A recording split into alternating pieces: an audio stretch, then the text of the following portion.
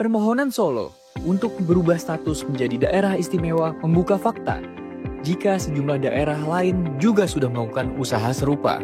Adapun daerah-daerah selain Solo yang meminta perubahan status antara lain berada di Jawa Barat, Sulawesi Tengah, Sumatera Barat, dan Riau. Menanggapi hal tersebut, Wakil Ketua Komisi 2, Arya Bima, menyebutkan jika hal tersebut perlu dikaji lebih dalam. Meski demikian, bukan berarti dirinya menolak adanya wacana tersebut. Ada faktor-faktor penting yang membuat suatu daerah layak diberi status sebagai daerah istimewa. Ia kemudian mengambil contoh wilayah Solo, di mana secara historis memiliki rekam jejak yang baik bagi Republik Indonesia. Lalu, bagaimana kelanjutannya? Dari mana isu ini pertama kali muncul? Ikuti diskusinya dalam Indonesia Detik ini bersama redaktur Detik Jateng. Untuk membahas wacana ini dalam skala nasional, Detik Sore akan menghadirkan Direktur Eksekutif Komite Pemantau Pelaksanaan Otonomi Daerah, Herman Supratman. Apa saja syarat-syarat sebuah daerah berubah status administrasinya? Apakah gagasan membuat sejumlah daerah menjadi daerah istimewa sejalan dengan usaha efisiensi yang tengah digencarkan oleh pemerintah pusat? Ikuti diskusinya dalam editorial review. Simak berita-berita menarik Detikom lainnya secara langsung hanya di Detik Sore. Tidak ketinggalan pula update terbaru mengenai pergerakan pasar saham jelang penutupan IHSG di dalam acara. Sekarang, mari kita sambut host kita, Eduardo Simorangkir dan Pocut Kamaral. Detik Sore, gak cuma hore-hore.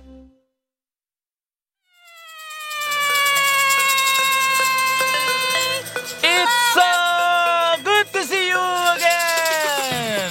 Selamat sore, Detikers. Woohoo! Coba kita berdiri dulu, Cut. Kita kasih oke buat Detikers.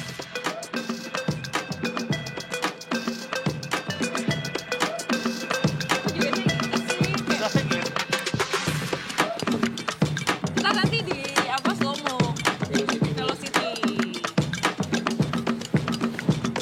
Oke, cukup ya. Nanti Cukup ya. nanti orang pindah saluran jadinya. Kirain ini saluran apa? Iya, Selamat gimana sore, nih Detikers. kabarnya Detikers? Ini gue baru duduk di sini. Oh ya? It's Sama. been a while. Vibes bajunya kayak penjaga taman. Iya. Betul, emang Karena kita kan zookeeper. suka, benar zookeeper, Zookeeper. suka fauna, suka flora. Fauna sih favorit gue sih. Iya. Kalau fauna yang lo paling suka apa?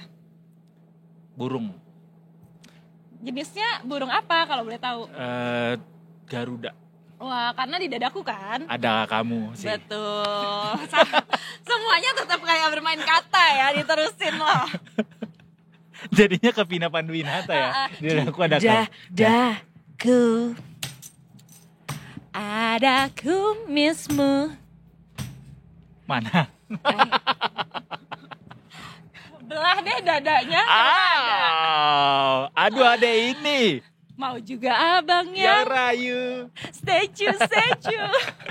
Ada banyak sekali trending di media sosial yang bikin kita akhirnya kepatilnya tuh sama itu aja lagi-lagi gitu. Itulah the power of social media tuh ya.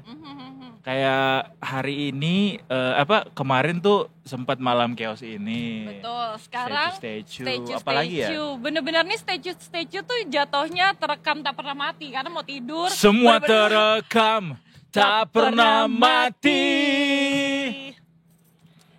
Anak Jadi skena. bener-bener kerekam banget tau gak? Iya bener. Biasanya ada tuh yang recap selama seminggu ini kalau kita buka TikTok ya kedengarnya ini lagi FYP-nya gitu. Iya. Apalagi sih setelah statue masih statue kan? Selain statue, suara yang sering kedengaran sekarang adalah suara-suara rakyat yang tidak terdengar. Suara-suara rakyat yang tidak terdengar. Seperti ada apa Pak emang? Ada beberapa ada beberapa seruan netizen ya di media sosial yang kerap membuat masyarakat tuh bingung gitu. Ini sebenarnya yang mana yang mau didengerin gitu. Kita tuh kadang-kadang suka terlalu banyak yang ini dengarkan tapi nggak ada yang mau mendengar gitu. Betul. Padahal itu kan kuncinya komunikasi. Ada yang mendengarkan, Iya. ada yang berbicara. Benar. Gitu. Sekarang yang dengerin lagi siapa ya? Nah, Kan kalau misalnya dua-duanya pengen didengerin, nggak ada yang dengerin, nggak terjadi komunikasi dua arah kan. Betul. Jadinya justru sia-sia tuh komunikasi. Cuman kan kita di sini mendengarkan juga kok, ya kan? Kita ngomong tapi mendengarkan juga. Ya kan? Iya dong. Iya enggak? Iya dong, makanya kalau netizen lagi Detikers yang nonton nih kalau pengen mengutarakan sesuatu apa gitu misalnya keluh kesahnya, kita pengen banget loh mendengarkan apa yang ada di benak kalian sekarang itu Detikers. Dan bisa komen-komen ya. Bisa banget seru-seruan. Langsung kan. Betul, komen, di share juga tayangannya biar kita makin rame di sini. Iya. Boleh pokoknya kalau misalkan di sini sore-sore mau berkeluh kesah boleh sama kita. Kita emang mungkin gak bisa kasih solusi tapi kita bisa mendengarkan karena kita adalah pendengar yang baik. Amin. Amin. Paling serius. Detikers. Paling serius. Kalau hari Senin biasanya kan diawali dengan apa? Langkah yang cukup berat mungkin? Yes, betul. Karena Apa, kan awal minggu. Apa lo punya mantra nggak buat hari Senin biar tetap jos gitu semangatnya? Sorry banget kita emang udah lama banget ketemu. Mepet. Pengennya rasanya kalau bisa skin to skin nih tuh. Skin to skin. Oh ya udah deh. Apa mantranya? Mantranya nggak tahu sih. Gue tuh kalau misalkan hari Senin, gue tuh selalu inget ini perjalanan masih panjang menuju hari Jumat, ya kan? Cuman khusus di weekday ini, gue merasa semangat. Tau nggak kenapa? Kenapa? Karena kan banyak liburnya. Iya lagi. Ya kan. Kita tuh kebanyakan libur loh. Kita tuh kebanyakan libur nggak sih? Lo udah ada perasaan kayak kok libur lagi sih gitu. Iya jujur. Kemarin pas ngeliat tanggal, libur. Long weekend mulu. Mungkin ini juga yang jadi alasan kenapa Jumbo tuh berhasil memecahkan rekor sebagai film animasi terlaris sepanjang masa. Bahkan udah top 3 sekarang ya. Oh iya betul udah top 3 ya sekarang ya. Tapi gimana lo pas nonton? Perasaannya lo nangis gak? Nangis sih enggak. Tapi gue nonton 2 kali di Jumbo. Oh nonton 2 kali, gue baru nonton di minggu lalu tuh Jumbo. Oh iya? Iya akhirnya gue nonton. Gimana?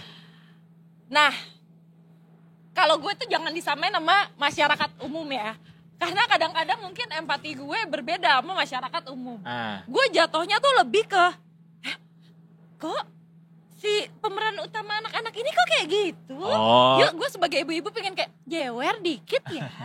Gitu loh. Kok kamu self-center banget sih kayak aku waktu kecil? Iya, kok kamu mengingatkan kayak aku gitu. Tapi kayak paham kan, kayak ada rasa kayak gitu loh. Tapi di momen siapa tuh temennya yang cewek selain Nurman?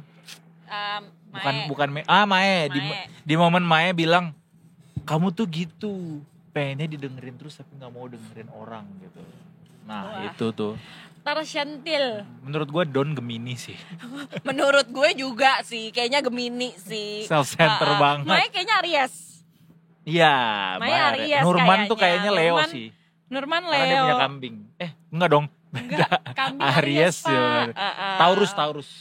Taurus bisa ya, Taurus bertanduk kayaknya. Ya. Tapi gue paling tersentuh jujur ya, part paling menyentuh hati gue adalah saat makan telur pakai kecap manis itu.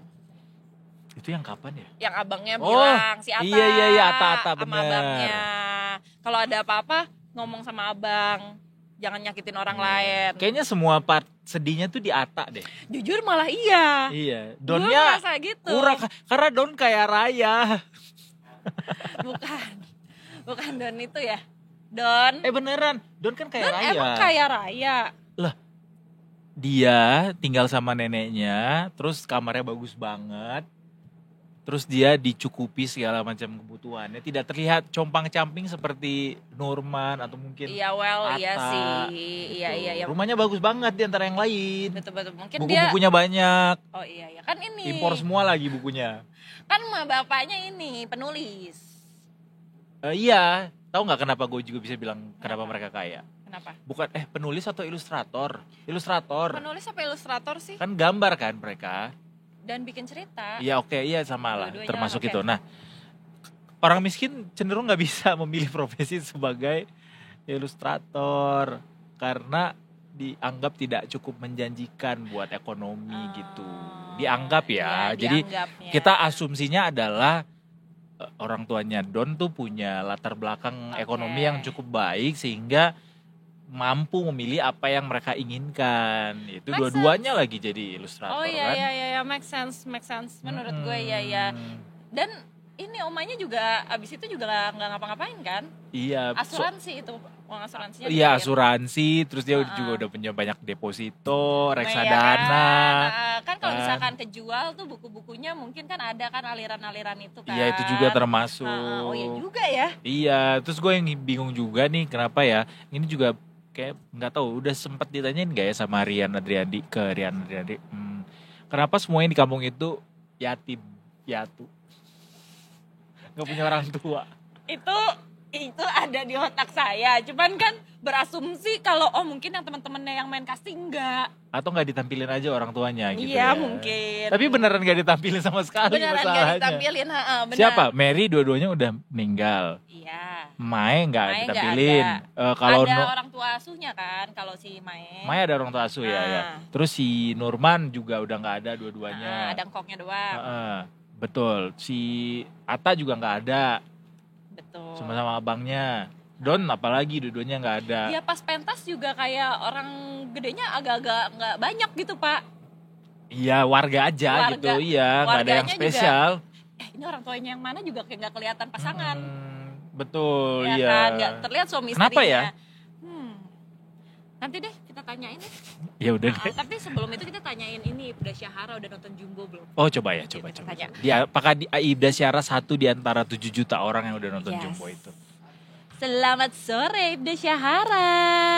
Halo, selamat sore Poco. Selamat sore Ibda Syahara. You look very shiny hari ini. Fresh loh Ibda Syahara hari ini. Rahasianya apa sih Ibda Syahara?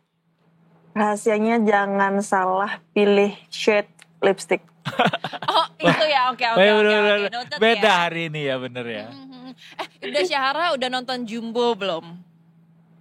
Sebenarnya kemarin aku mau nonton, tapi nggak jadi. Ya, kenapa? Jadi kemarin sempatnya, kan aku ada beberapa list film nih yang belum aku tonton. Awalnya mau nonton Komang sama Jumbo. Karena waktunya pas ya sama Komang, ya udah Komang dulu deh. Ternyata waktu Jumbo kayaknya udah nggak sempat. Makanya semoga Komang juga tuh. Ya ada lah ya. Komang udah on the way 3 juta penonton sekarang. Surprisingly. Gimana Ibda Syahara, bagus nggak Komang? Gimana? Ibda Syahara suka nggak Komang? Filmnya gimana? Suka. Bagus ya? Meskipun enggak 100% relate, tapi ngena lah. Oke. Bagus. Tapi berarti Ibda Syahara ini tipenya yang movie maraton gitu ya? Kalau misalkan bisa satu hari nonton beberapa film ya? Iya. Karena sekalian bingung kan, misalnya kayak weekend mau ngapain. Iya. Ibda Syahara suka bingung weekend mau ngapain. Nanti aku ajakin ya. Aku rasanya mau menghilang biar gak mengganggu ting. Ya udah Ibda Syahara laporan. Itu Komang cuman tinggal satu gitu loh, maksudnya. Semakin dikit layarnya. Gitu. Diduluin yang layarnya udah dikit ya. Bagus benar. Dukung terus film-film Indonesia. Keren Ibda Syahara. Nah sekarang kita waktunya nih mendengar info-info lalu lintas yang ada di Indonesia ini. Betul nggak Ibda Syahara? Silakan Ibda Syahara laporannya. Oke, baik, terima kasih rekan-rekan di studio dan selamat sore Detikers dengan saya Ibda Syahara dari NTMC Korlantas Polri. Pada pagi hari ini akan mengajak Anda untuk memantau situasi arus lintas terkini berdasarkan pantauan CCTV Korlantas Polri. Kita akan menuju ke titik yang pertama, yaitu dari kawasan JPO Tebet, Jakarta Selatan. Dapat kita lihat bersama untuk arus lalu lintas pada sore hari ini dari Jalan Arteri Semanggi yang hendak menuju ke arah Cawang terpantau telah terjadi peningkatan volume kendaraan cukup signifikan namun masih terbilang lancar. Sedangkan untuk arus lalu lintas di tol dalam kota sendiri dari arah Semanggi yang hendak menuju ke arah Cawang juga demikian sudah terpantau terjadi peningkatan volume kendaraan namun masih terbilang lancar.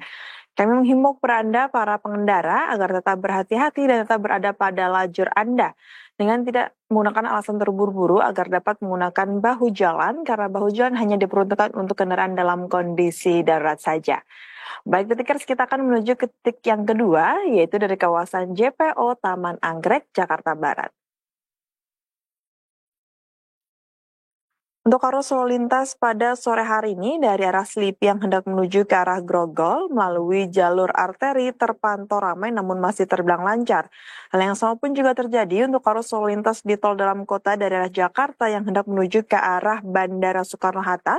Pada saat ini juga terpantau lancar. Kemudian untuk arus lalu lintas dari arah sebaliknya, yaitu dari arah bandara yang hendak menuju ke arah Jakarta melalui tol dalam kota pada saat ini juga terpantau lancar. Kami menghimbau kepada Anda, para pengendara, agar selalu menjaga batas kecepatan maksimal kendaraan Anda untuk keselamatan diri Anda dan juga pengguna jalan yang lainnya. Baik Detikers, kita akan menuju ke titik yang ketiga, yaitu dari kawasan Simpang Semanggi, Jakarta Selatan. Untuk arus lalu lintas pada sore hari ini dari arah Gatot Subroto yang hendak menuju ke arah Senayan ataupun Selipi terpantau ramai namun masih terbilang lancar. Kemudian untuk arus lalu lintas dari arah Semanggi yang hendak menuju ke arah Kuningan ataupun Cawang dari arah tol dalam kota, pada saat ini terpantau sudah terjadi peningkatan volume kendaraan dan pada saat ini di kawasan ini kecepatan kendaraan dapat ditempuh dengan kecepatan berkisar 10 sampai dengan 20 km per jam. Kami menghimbau kepada Anda, para pengendara, agar tetap bersabar saat menunggu antrian kendaraan dan tetap menjaga jarak aman kendaraan Anda dengan kendaraan lainnya.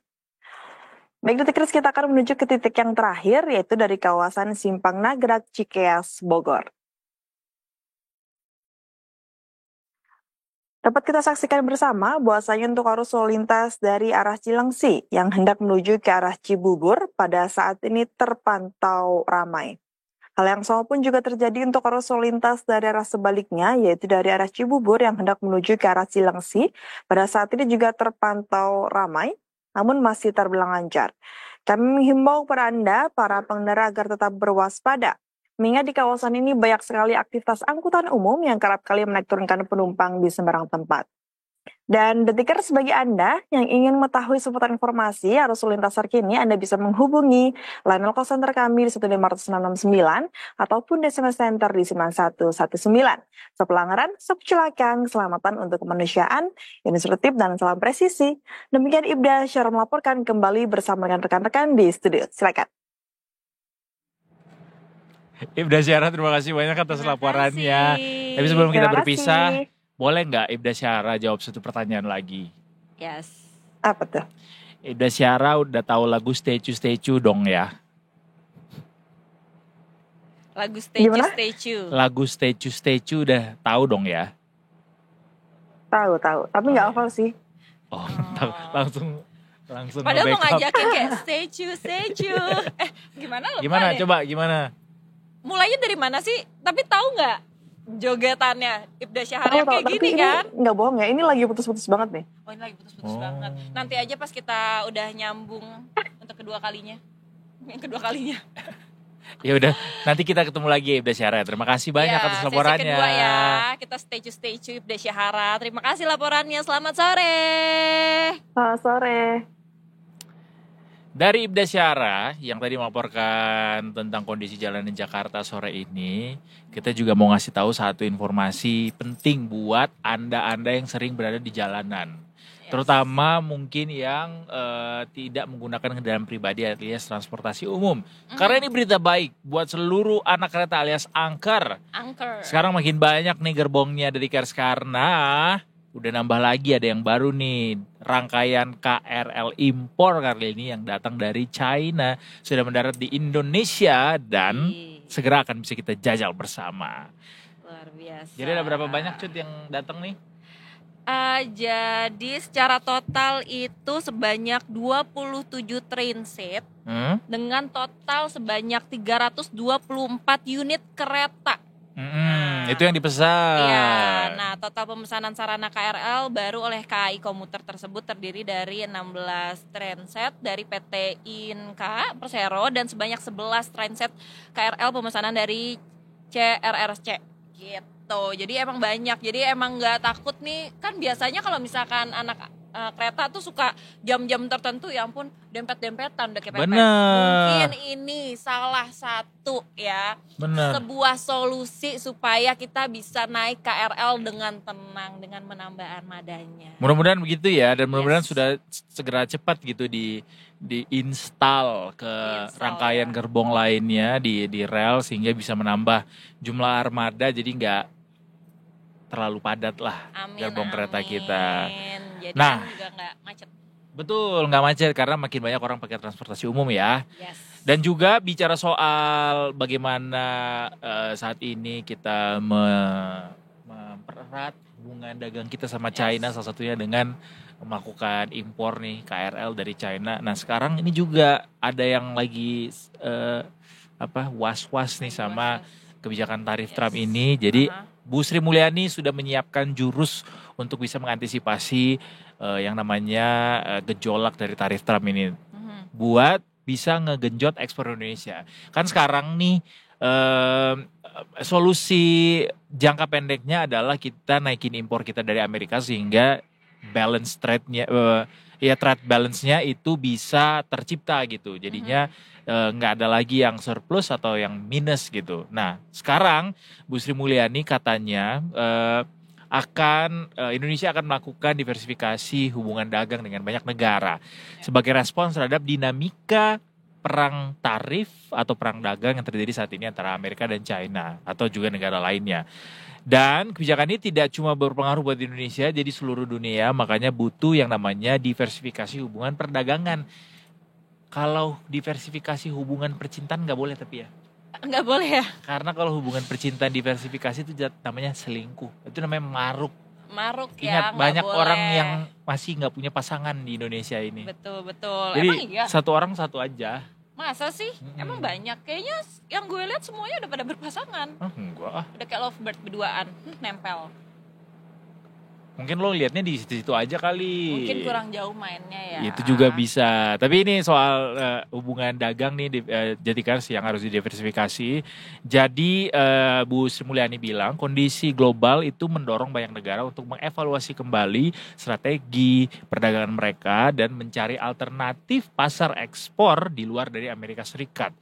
Jadi kalaupun misalnya kita bisa jadinya ngeimpor lebih banyak dari Amerika supaya neraca dagang kita nggak minus, nah kita harus naikin ekspor berarti ke negara lain. That's why penting untuk bisa mendiversifikasi hubungan dagang kita dengan negara lain. Cari lagi nih negara mana yang bisa kita lakukan ekspor. Berarti nggak cuma itu, kita harus ningkatin kualitas industri dalam negeri supaya bisa menembus pasar ekspor sehingga negara tujuan baru untuk ekspor ini bisa kesampaian gitu. Oh gitu. Tapi lo sebagai finance guy setuju sama strategi ini?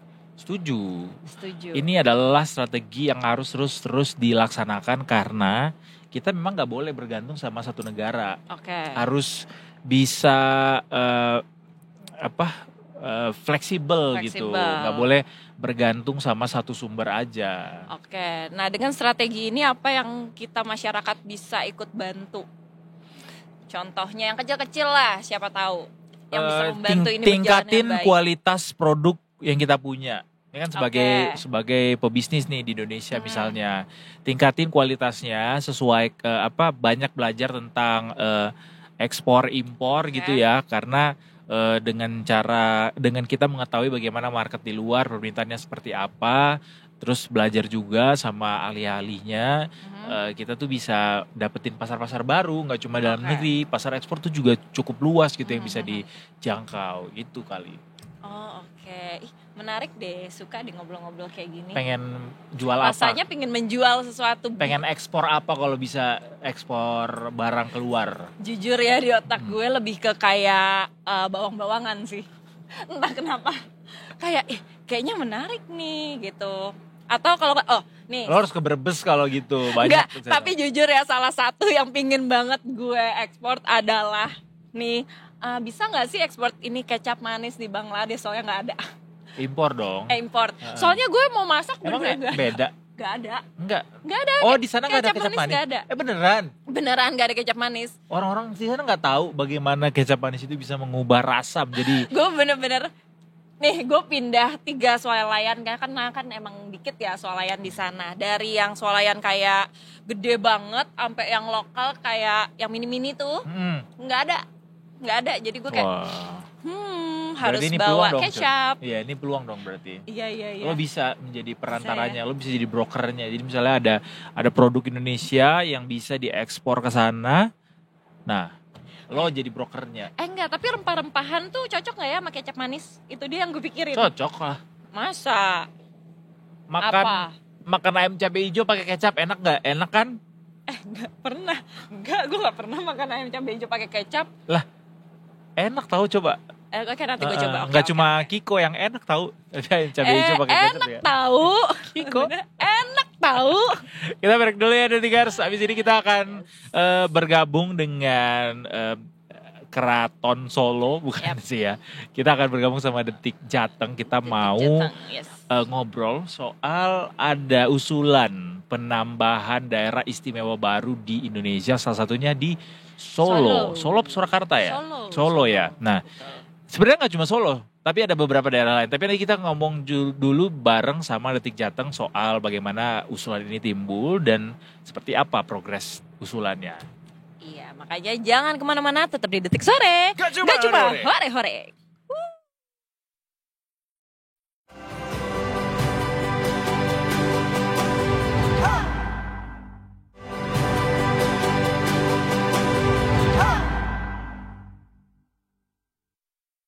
Masih di Detik Sore.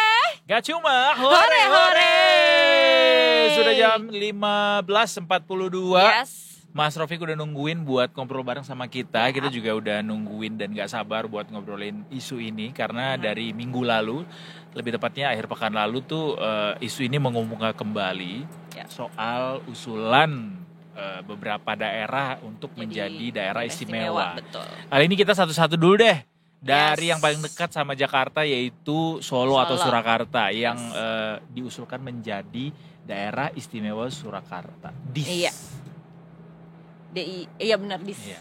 Bukan? Iya benar DIS. Kita ngobrol sama Mas Rofik yuk. Assalamualaikum. Assalamualaikum warahmatullahi wabarakatuh Mas Rofik. Waalaikumsalam Mas Edo, Mbak Pocut. Gimana kabarnya Mas? Alhamdulillah baik Mbak Pocut. Alhamdulillah baik. Enak ya kalau kayak gini jadi lebih dekat gitu ngelihat Mas Rofiknya kan. Kalau misalnya kita di belakang biasanya jauh.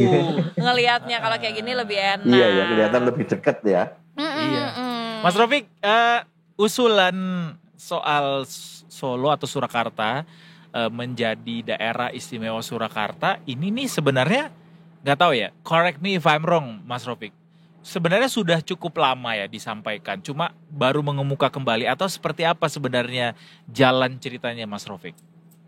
Kalau usulan ke ini Kemendagri dalam hal ini apa namanya Dirjen Otonomi Daerah ya, itu kemarin kan memang terungkap ketika rapat dengar pendapat antara Dirjen Otonomi Daerah dengan Komisi 2 DPR RI kan, ada usulan apa namanya 42 provinsi baru, terus 252 ini kabupaten, termasuk 6 daerah istimewa. Usulan daerah istimewa ini. Walaupun kita memang tidak tahu sebenarnya usulan ini dari mana karena memang tidak dijelaskan secara jelas dalam rapat itu siapa sebenarnya pengusulnya sendiri. Akan tetapi sebenarnya untuk status daerah istimewa Surakarta ini memang sudah diperjuangkan beberapa tahun yang lalu oleh beberapa keluarga dari Keraton Solo atau Keraton Surakarta, di mana mereka sempat melakukan gugatan ke Mahkamah Konstitusi gitu ya. Karena sebenarnya status Solo sebagai daerah istimewa ini sebenarnya bukan barang baru. Dulu justru Solo ini memang daerah istimewa Surakarta, seperti halnya daerah istimewa Yogyakarta yang diberikan ketika awal Indonesia merdeka seperti itu. Karena memang Solo dan Jogja sama-sama keraton besar yang terhitung paling awal mengakui kedaulatan Indonesia dan menyatakan menggabungkan diri dengan NKRI. Kalau nggak salah Solo itu 1 September tahun 46, sedangkan Jogja 5 September 46. Memang duluan Solo sebenarnya. Tapi beberapa saat kemudian di Solo terjadi sebuah revolusi sosial, gerakan anti Praja, beberapa kelompok yang tidak menginginkan adanya feudalisme kayak gitu, kira-kira seperti itu. Nah, kemudian revolusi sosial ini membuat saat itu Keraton Solo akhirnya menyerahkan status keistimewaan itu kembali ke pemerintah pusat semacam itu. Jadi ya sebenarnya pada saat itu tidak ada pencabutan secara de jure dari pemerintah terhadap status ini, sehingga tapi secara de facto memang Solo udah nggak istimewa lagi, sehingga beberapa tahun yang lalu beberapa keluarga dari Keraton Solo mencoba mengajukan gugatan ke Mahkamah Konstitusi untuk mengembalikan status ini, tapi belum berhasil lah. Apakah usulan ini juga berasal dari pihak keraton? Pihak keraton pun tidak secara jelas mengatakan bahwa mereka yang mengusulkan Solo menjadi daerah istimewa ini. Oke, jadi sebenarnya cuman mengembalikan. Berarti tadinya udah daerah istimewa Surakarta ya Mas ya, itu tahun berapa kalau boleh? Daerah istimewa Surakarta.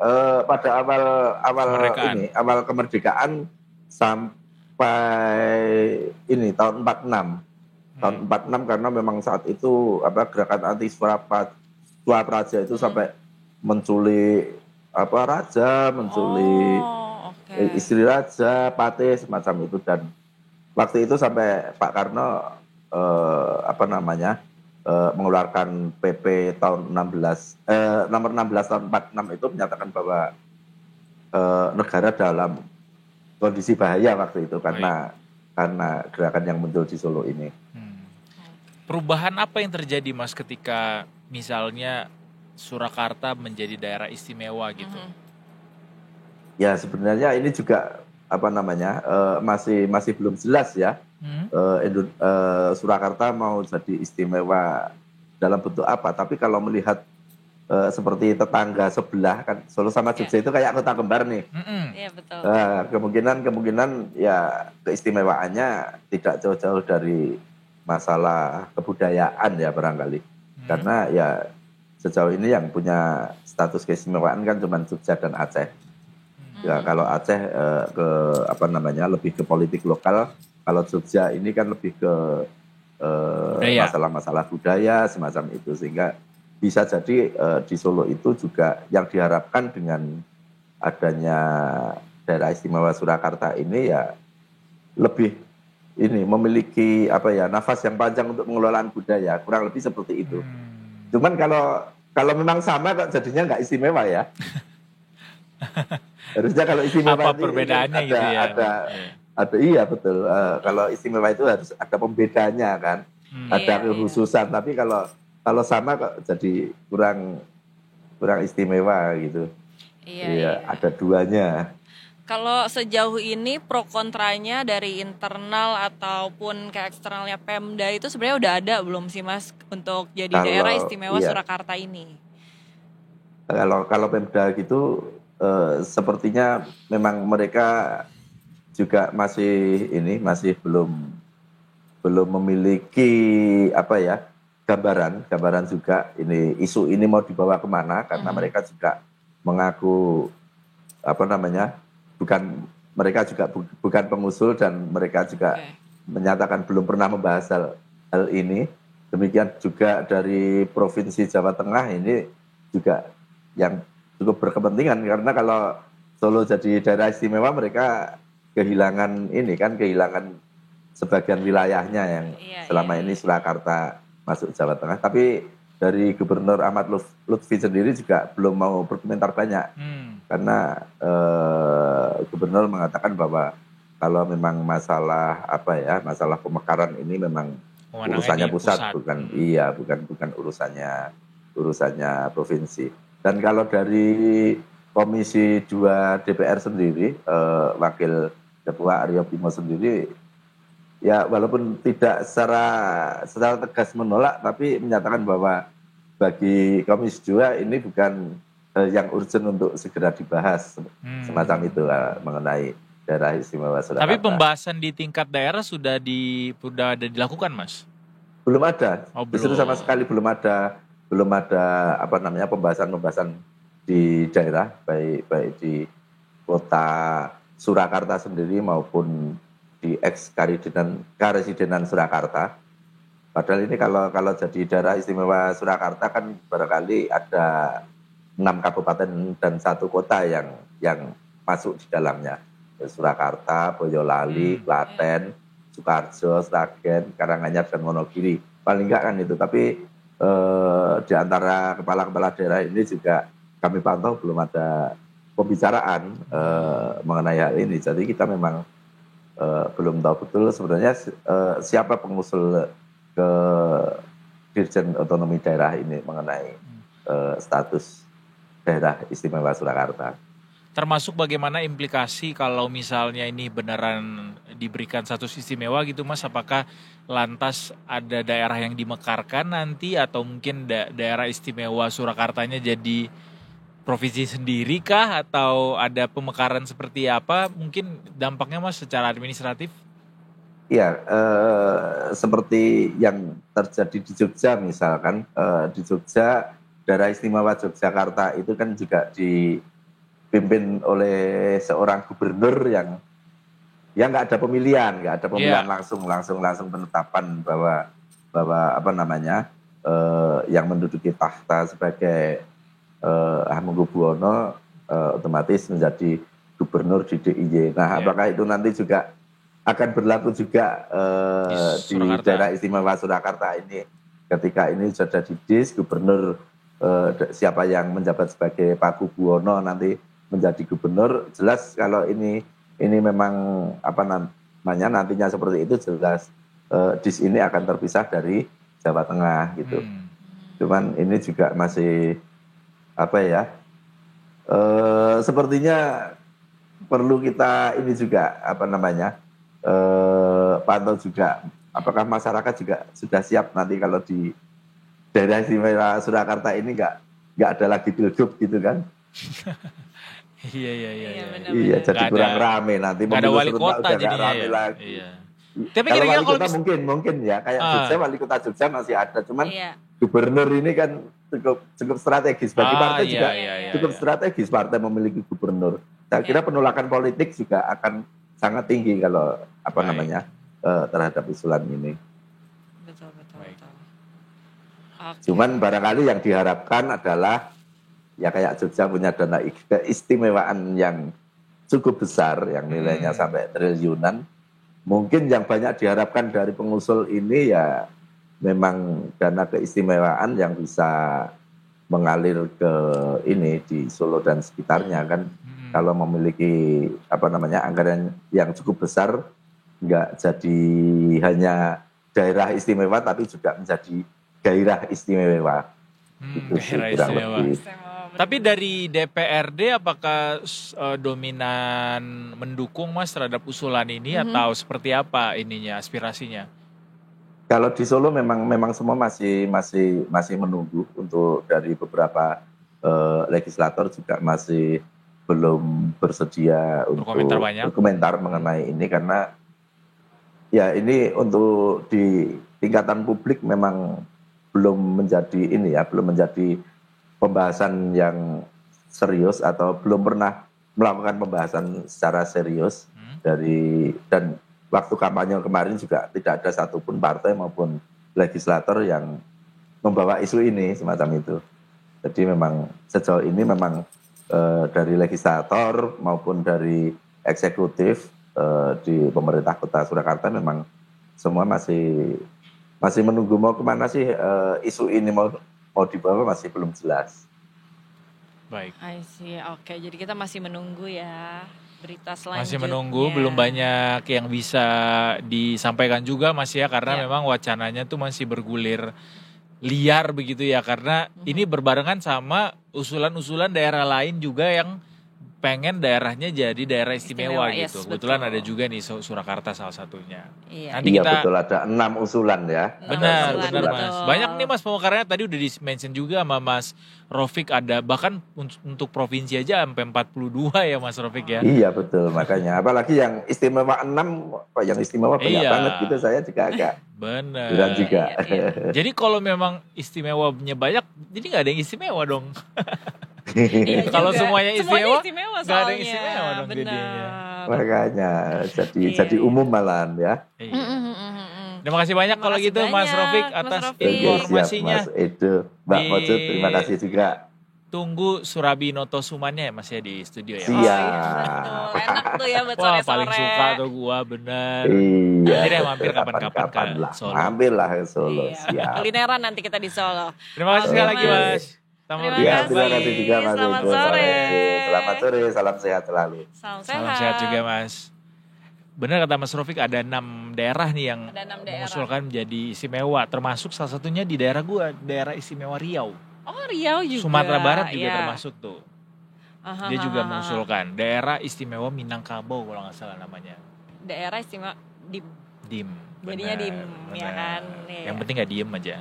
Iya jangan silent treatment gitu dong. Tapi selain itu Detikers juga sore ini ada acara besar juga nih, ada giat besar yang terjadi di Istana Negara karena Pak Prabowo lagi ngumpulin bos-bos Danantara. Betul. Ya, jadi ada town hall meeting untuk di Badan Pengelola Investasi Danantara di JCC lebih tepatnya ya. JCC betul. Jadi di acara ini nanti akan ada semacam arahan begitu dari Pak Prabowo sebagai Presiden Republik Indonesia. Di Danantara sendiri yang akan hadir mulai dari CEO Rosan Ruslani, COO Doni Oskaria, kemudian CIO Pandu Syahrir, dan kemudian juga jajaran pengawas Danantara. Mungkin juga termasuk diantaranya ada Ibu Sri Mulyani juga di sana. Dan tentunya Pak Erick Thohir juga termasuk hadir di sana. Di acara ini katanya adalah bagian dari upaya untuk mempererat sinergi antara Danantara dengan BUMN dan grup usaha BUMN dalam rangka penguatan ekosistem investasi nasional. Jadi akan banyak nih breaking news yang terbaru untuk yang akan hadir dari acara ini pastinya. Dan yang gue dengar-dengar juga Danantara juga baru saja mendapatkan investasi begitu dari Qatar yang cukup besar jumlahnya, juga sepertinya salah satu bagian dari perwujudan pembangunan program 3 juta rumah. Kita sambut nanti informasi akan seperti apa arahan dari Bapak Prabowo Subianto yang hadir di sana untuk memimpin town hall meeting. Terlihat di layar seperti sekarang ini sebenarnya lagi nyanyi Indonesia Raya ya. Sedang menyanyikan Indonesia Raya, betul. Ada Pak Airlangga Hartarto, Menko Perekonomian di sana juga sebagai Dewan Pengawas, ada Menko Infrastruktur dan Permukiman AHY, ada Menko PMK juga di sini, ada Caimin, ada Pak Zulhas, Menko Pangan, Menko semuanya hadir lengkap gitu ya. Ini juga para direksi Danantara juga hadir di sini. Tapi sebenarnya sepertinya gue nggak ngelihat ada Tony Blair di sini yang juga salah satu pemimpin di Dewan Pengawas Danantara begitu ya. Tapi ya kita saksikan bersama nih Detikers di JCC berlokasi langsung lokasinya. Nanti kita akan lihat bersama, dengarkan bersama seperti apa arahan dari Pak Prabowo Subianto. Ada Mayor Teddy juga. Let call Teddy. Oke nih sekarang kita udah mau mulai sambutan. Kita bisa berarti langsung ya, kita sambil nonton bareng-bareng ya. Boleh, kita break dulu tapi habis itu kita akan langsung meluncur ke JCC Senayan Jakarta untuk mendengarkan langsung town hall meetingnya Danantara. Betul. Jangan kemana-mana, tetap di Detik Sore. Gak cuma hore-hore.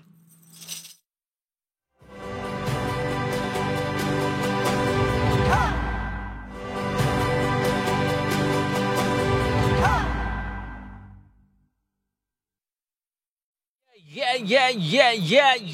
Welcome back to Detik Sore. Not only party. hore-hore emang party-party.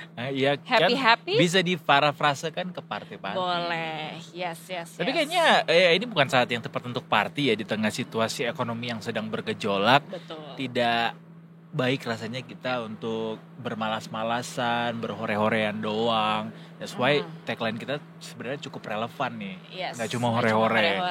Karena hari ini juga, tadi kita udah sebutin juga bahwa Danantara sedang mengadakan town hall meeting di JCC saat ini. Dia dihadiri langsung sama Presiden Prabowo Subianto juga. Apa mungkin ini juga yang jadi alasan Pak Prabowo nggak langsung ke Vatikan ya? Tapi mungkin mengutus Pak Jokowi ya? Mungkin kan. Mungkin ya, karena ada banyak hal penting yang harus dipikirkan. Dihadiri di Indonesia sendiri. Gitu. Nah, jadi dijadwalkan pimpinan Danantara dari mulai CEO sampai COO, CIO dan jajaran Dewan Pengawas termasuk Pak Menteri kita BUMN, Pak Erick Thohir, para managing directors dan anggota Dewan Komite Danantara akan hadir langsung dalam forum ini. Ya. Terlihat kok di layar itu udah pada hadir, Cut. Ada menteri-menteri koordinator itu semuanya pada hadir di sana. Kemudian jadi tadi juga kita lihat beberapa Dewan Pengawas Danantara, kemudian juga Pak Rosan Ruslani sebagai CEO dari Danantara juga sudah menyampaikan kata sambutan. Tapi kita sambil menunggu sambutan dari Pak Prabowo yang juga akan kita tayangkan secara live nanti. Kita juga akan kita baca dulu ya beberapa informasi tentang Danantara sejauh ini ya, informasi update-nya bahwa Danantara ini kan badan investasi ya yang mengumpulkan begitu banyak dana untuk bisa menjadi perantara ke pembangunan ekonomi Indonesia di dalam negeri.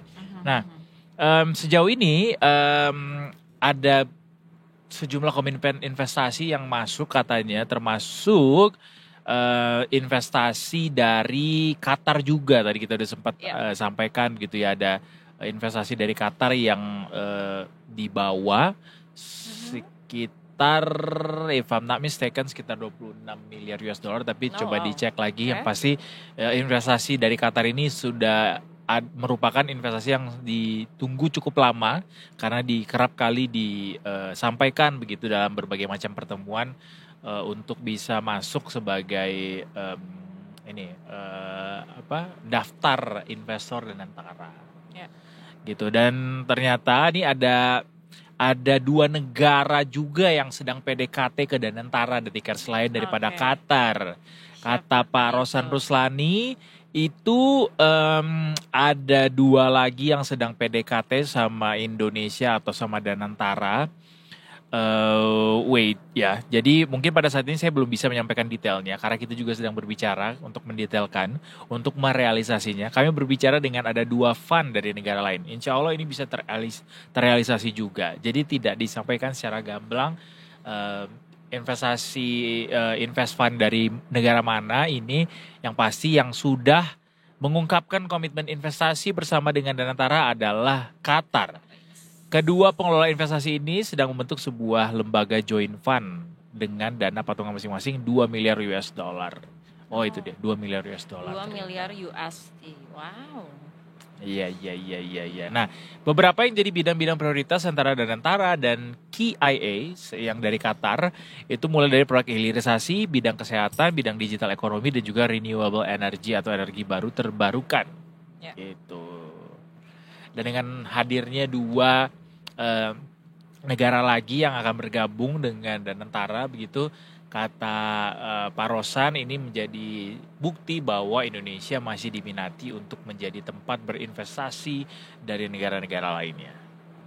Betul gitu. Ada apa lagi, Cut, dari informasi Danantara saat ini?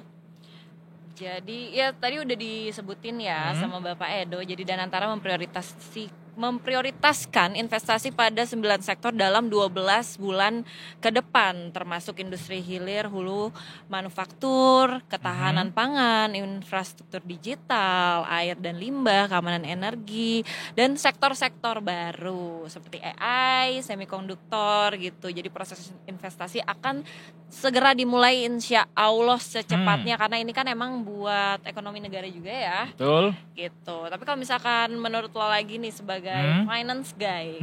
Edo loh sebagai finance guy gitu. Ini tuh harusnya gue ada di antara bapak-bapak itu. Harusnya ya gitu. Bagaimana ini nih strategi yang ini nih yang sekarang yang ini bisa membantu perekonomian kita 12 bulan ke depan. Waduh, kalau 12 bulan ke depan sepertinya nggak ada banyak hal yang bisa terpengaruh gitu ya, karena kan Danantara juga kita juga masih menunggu realisasi komitmen investasinya. Sejauh ini yang ada tuh komitmen investasi doang nih baru, realisasinya belum kita lihat seperti apa. Yang pasti dari Pak Rosan Ruslani yang tadi sudah menyampaikan sambutannya, itu sudah memberikan laporan kepada Pak Presiden Prabowo. Ternyata sejak di launching pada 24 Februari 2025 lalu, Danantara ini sejak per 21 Maret 2025 seluruh BUMN yang berjumlah 844 sudah resmi jadi bagian dan menjadi milik dari Danantara Indonesia. Jadi sudah ada 844 BUMN yang resmi menjadi bagian dari Danantara, guys.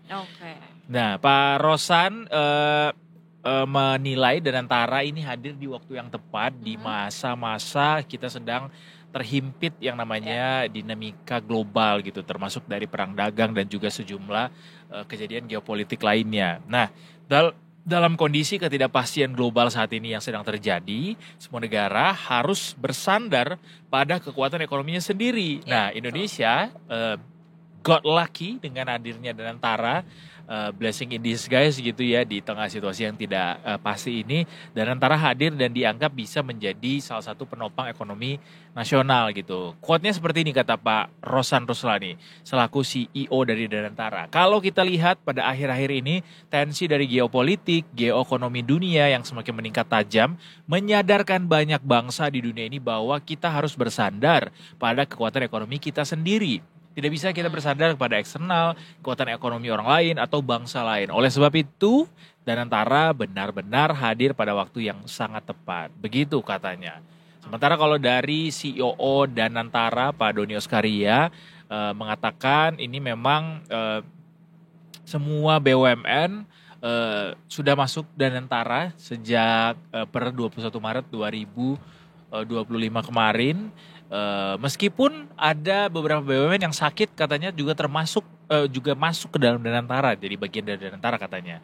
Dengan Danantara, BUMN dipercaya akan lebih kuat karena keuntungan berupa dividen yang sebelumnya diserahkan kepada Kementerian Keuangan nantinya akan dikelola langsung oleh Danantara dan bisa dipergunakan lagi untuk ekspansi maupun perbaikan bisnis BUMN. Jadi kalau misalnya nih dulu katakanlah big banks BUMN itu dividennya itu akan masuk ke kas negara menjadi bagian dari APBN.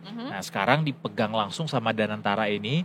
Dana itu akan digulirkan kembali dibentuk menjadi sebuah investasi yang harapannya bisa langsung berdampak ke masyarakat dengan hadirnya lapangan pekerjaan baru, proyek-proyek baru, seperti itu. Jadi ini sebuah angin segar ya untuk perkembangan ekonomi Indonesia sebenarnya. Hopefully. Kita sebagai netizen ya, kita pantau terus berarti kan, karena kan emang langsung kan ke kita kalau misalkan ini berhasil. Semoga berhasil, semoga ya. Benar. Gitu. Nah, sekarang lagi apa nih? Lagi ada kata sambutan.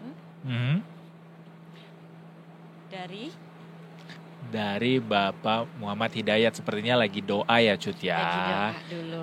Semua orang lagi sedang berdoa. Sepertinya Pak Prabowo masih belum menyampaikan kata sambutannya atau arahannya di town hall ini. Yang pasti kalau yang namanya investasi itu dari dulu Indonesia selalu geber karena dari berbagai macam sumber pertumbuhan ekonomi itu untuk investasi itu masih belum cukup banyak begitu bisa kita andalkan, makanya butuh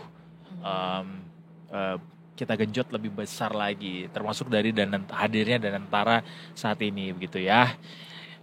Nah, kalau bicara soal investasi Detikers, ini juga ternyata ada investasi baru nih yang baru dikerjasamakan, direalisasikan bersama dengan Apindo dengan para opa-opa dari Korea Selatan. Iya, jadi ada nota kesepahaman membangun investasi dan kerjasama bilateral bersama Federation of Korean Industries dalam bisnis roundtable pada hari ini berlangsung. Ini adalah kerjasama dengan Apindo yang katanya investasi Korea Selatan di Indonesia secara footprint tercatat sekitar 252 triliun pada 2023. Lewat penandatanganan nota kesepahaman ini, FKI atau Federation of Korean Industries ingin memperkuat investasi di berbagai sektor termasuk manufaktur, kendaraan listrik, retail, petrokimia, teknologi jauh hingga fintech, katanya begitu ya. Mudah-mudahan ini juga menjadi sebuah momentum kita bisa meningkatkan lebih banyak lagi investasi dari negara Korea Selatan khususnya. Terutama karena kemarin kan baru aja batal tuh yang sama LG. Oh iya benar. Life's good. Tagline-nya ya Pak ya. Benar. Aduh, ya tapi semoga lah banyak ya. Dari kemarin kan udah kayak perekonomian agak deg. Saya sebagai netizen juga takut ya kan. Apa sih yang paling ditakutkan seorang Pucut Kamarau di tengah bergelimangnya harta yang sudah dimiliki dari ekonomi yang sedang bergejolak ini? Tabarakallah. Cuman kan jadinya kalau misalkan perekonomian di Indonesia ini menurun, pekerjaan fee-nya berkurang, Pak. Saya sebagai freelancer ya, itu dia ini takutnya. Ya, itulah contoh kecil dari yang namanya multiplier effect kalau ekonomi itu lagi slow down ya Cut ya. Iya.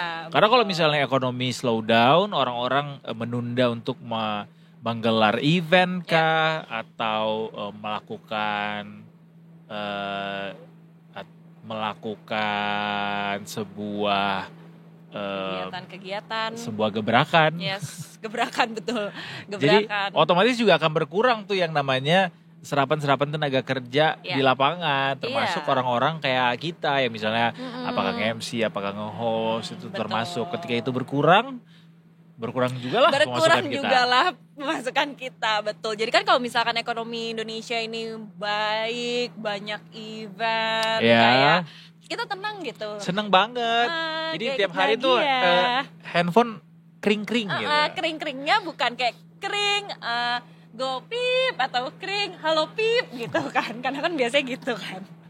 Benar, untungnya nggak gitu. Jadi kita seneng sebenarnya ya kalau ada yang banyak Kapocut hari Jumat available nggak? Iya kan bahagia kayak jadinya terlihat kan muka kalau misalkan kerja juga kayak pura-pura nanya dulu jam berapa Jumatnya, terus kayak aduh aku lagi ini lagi, tapi kalau kamu ini aku bisa lihat dulu deh gitu ya. Oh iya itu emang harus kayak tarik ulur. Benar. Gak cuma percintaan tapi perekonomian juga emang kadang-kadang harus tarik ulur ya. Kayak orang jualan di pasar aja, misalnya kita nawar nih. Iya. Bu, ini dong 20.000 dong seikat. Enggak dapet. 25 modalnya kita di sini katanya gitu kan. Terus kita tinggal. Enggak dipanggil lagi. Ini aja. Kalau pernah gitu enggak di pasar? Iya benar. Pernah melakukan trik itu? Kayak pura-pura ninggalin. Tapi itu dipanggil. Tapi kadang biasanya enggak. Biasanya enggak dipanggil lagi. Biasanya dipanggil lagi juga pernah. Jangan lo kemurahan kali nawarnya. Setengah harganya. Gue mulai dari setengahnya kan. Jangan gitu kalau nawar di pasar. Kasihan juga sama teman-teman kita di pasar. Mereka juga. Namanya kan kita usahakan dulu. Iya kita sih. usahakan cumi-cumi itu. Jadi lebih ke bukan tunggu dipanggil, tapi emang kayak nggak dipanggil lagi, ya udah deh datang aja deh. Terakhir gue yang balik kayak ya udah deh nggak apa-apa deh bang.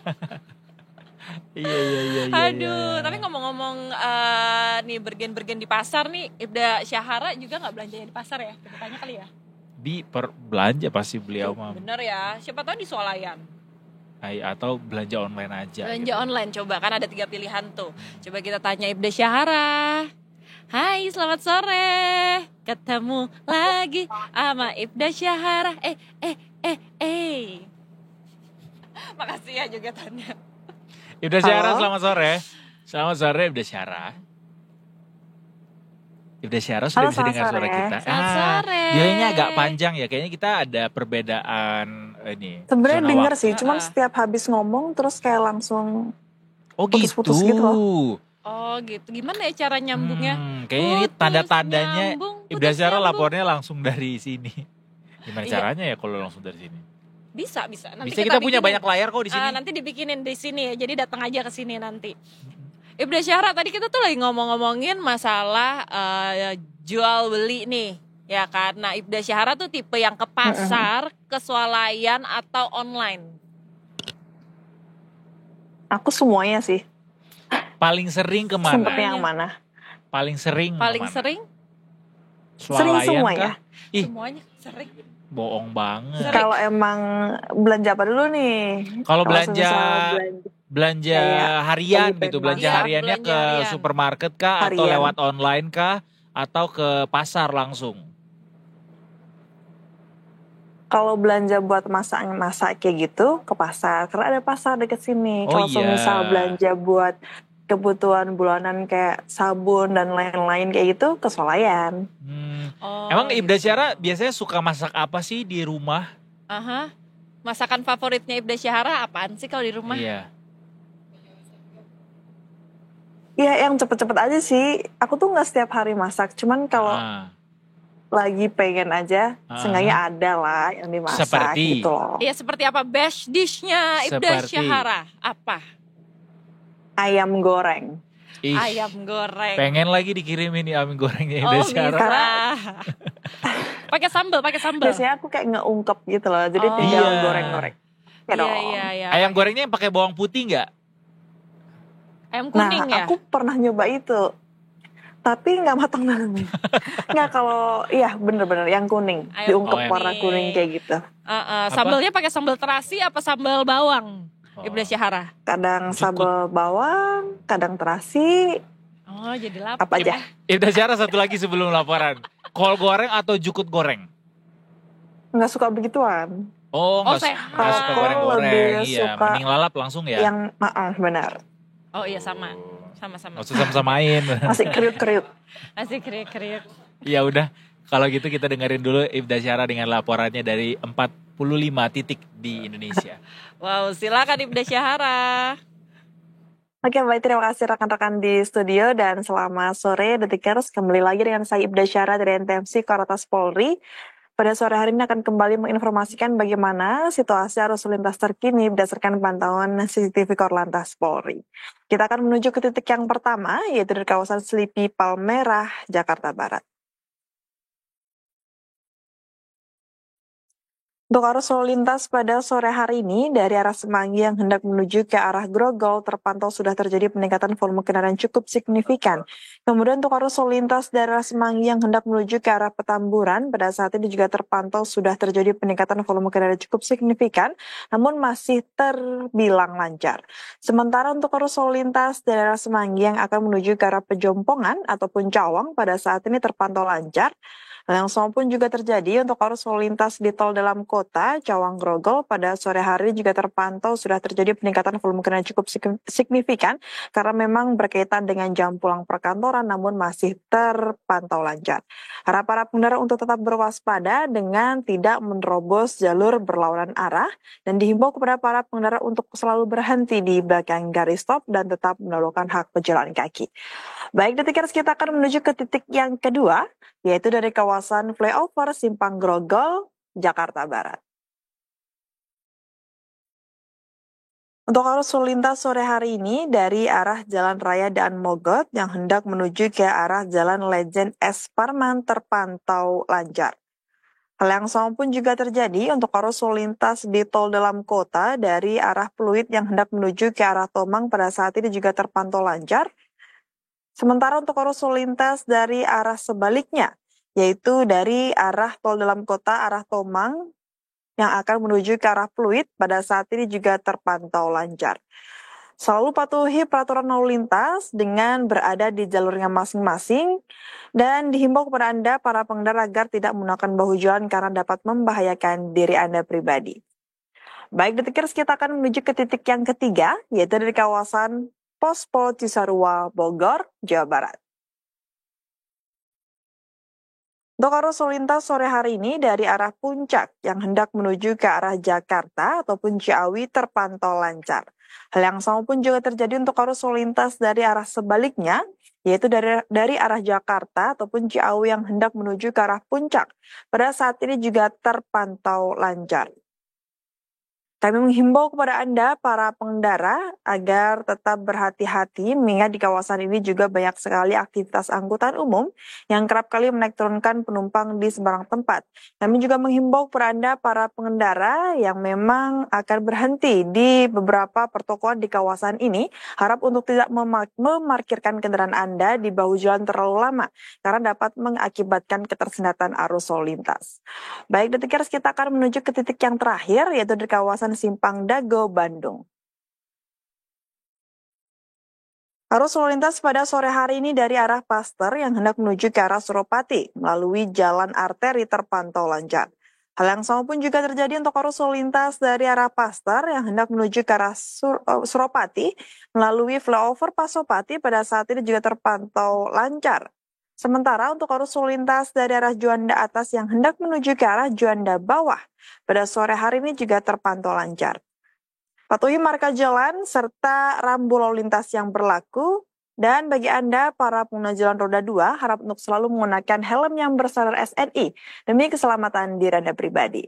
Dan Detikers, bagi Anda yang ingin mengetahui seputar informasi arus lalu lintas terkini, Anda bisa menghubungi layanan call center kami di 15669 ataupun Desma Center di 9119. Stop pelanggaran, stop kecelakaan, keselamatan untuk kemanusiaan, inisiatif dan salam presisi. Demikian Ibda Syahra melaporkan kembali ke studio. Silakan.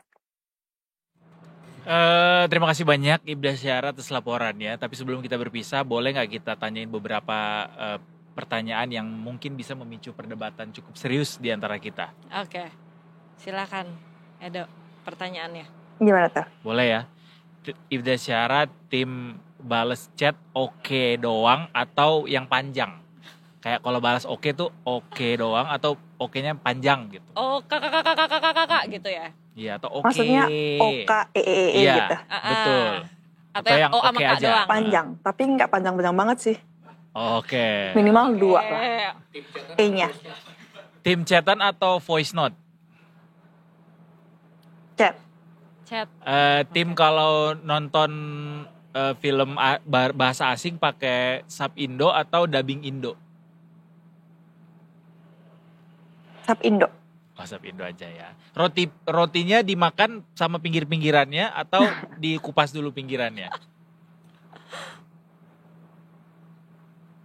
Semuanya dong. Oh, sekulit-kulitnya. Benar, nggak boleh buang-buang makanan. Bagus. Nggak piknik. Keren Ibda Syahra. Terima kasih Ibda Syahra. Apa?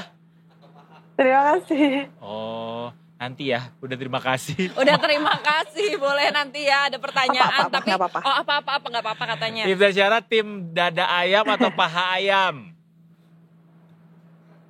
Paha. Kalau aku mah ceker. Kok ceker? Kan gak ada enak pilihan. Tahu ceker. Gue juga suka ceker sih. Iya, tapi gue suka ceker. Tapi gue suka Justru paha ayam. geli sih kalau ceker. Oh ya? Demi apa Is? Aku suka ceker. Nggak pernah ngerasain ceker yang enak Aku nggak sih. suka ceker. Iya. Fengzau. Iya, itu juga enak. Manis-manis, pedas gitu. Oke, kalau gitu terima kasih Ibda Syahra atas laporannya. Selamat sore. Terima kasih. Tapi Cut, Yes. kalau bicara soal ceker, gue nggak terlalu suka sebenarnya yang Fengzau. Suka juga, tapi gue lebih suka yang di soto.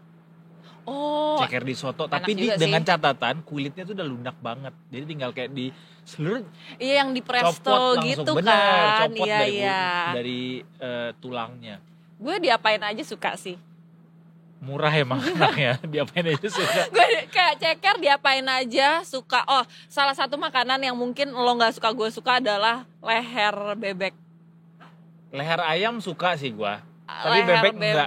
Masa karena sih? banyak banget lemaknya gak sih? Itu dia, lemaknya itu yang gue suka. Lemak di ikan patin suka gak? Kayaknya ikan patin juga lo gak suka ya? Gue lebih ke karena gue alergi seafood kan, jadi gue juga jarang makannya. Tapi sorry banget, patin tuh bukan sih, dia sungai. Oh iya, demi apa? Iya, dia ikan sungai. Tapi gue gak pernah sih makan itu. Gak pernah. Maksud gue mungkin pernah tapi nggak pernah dikasih lagi gitu. Oh, nanti gue beliin. Mungkin ya? Pas udah kecil, masih kecil udah kecil apalah. Oh ya disuruh udah begini. Break dulu Detikers. Abis ini kita mau memancing perdebatan kembali antara penting nggak penting ada daerah-daerah istimewa baru di Indonesia. Bersama dengan siapa? Nanti abis ini Detikers. Jangan kemana-mana, tetap bersama kami di Detik Sore. Gak cuma hore-hore.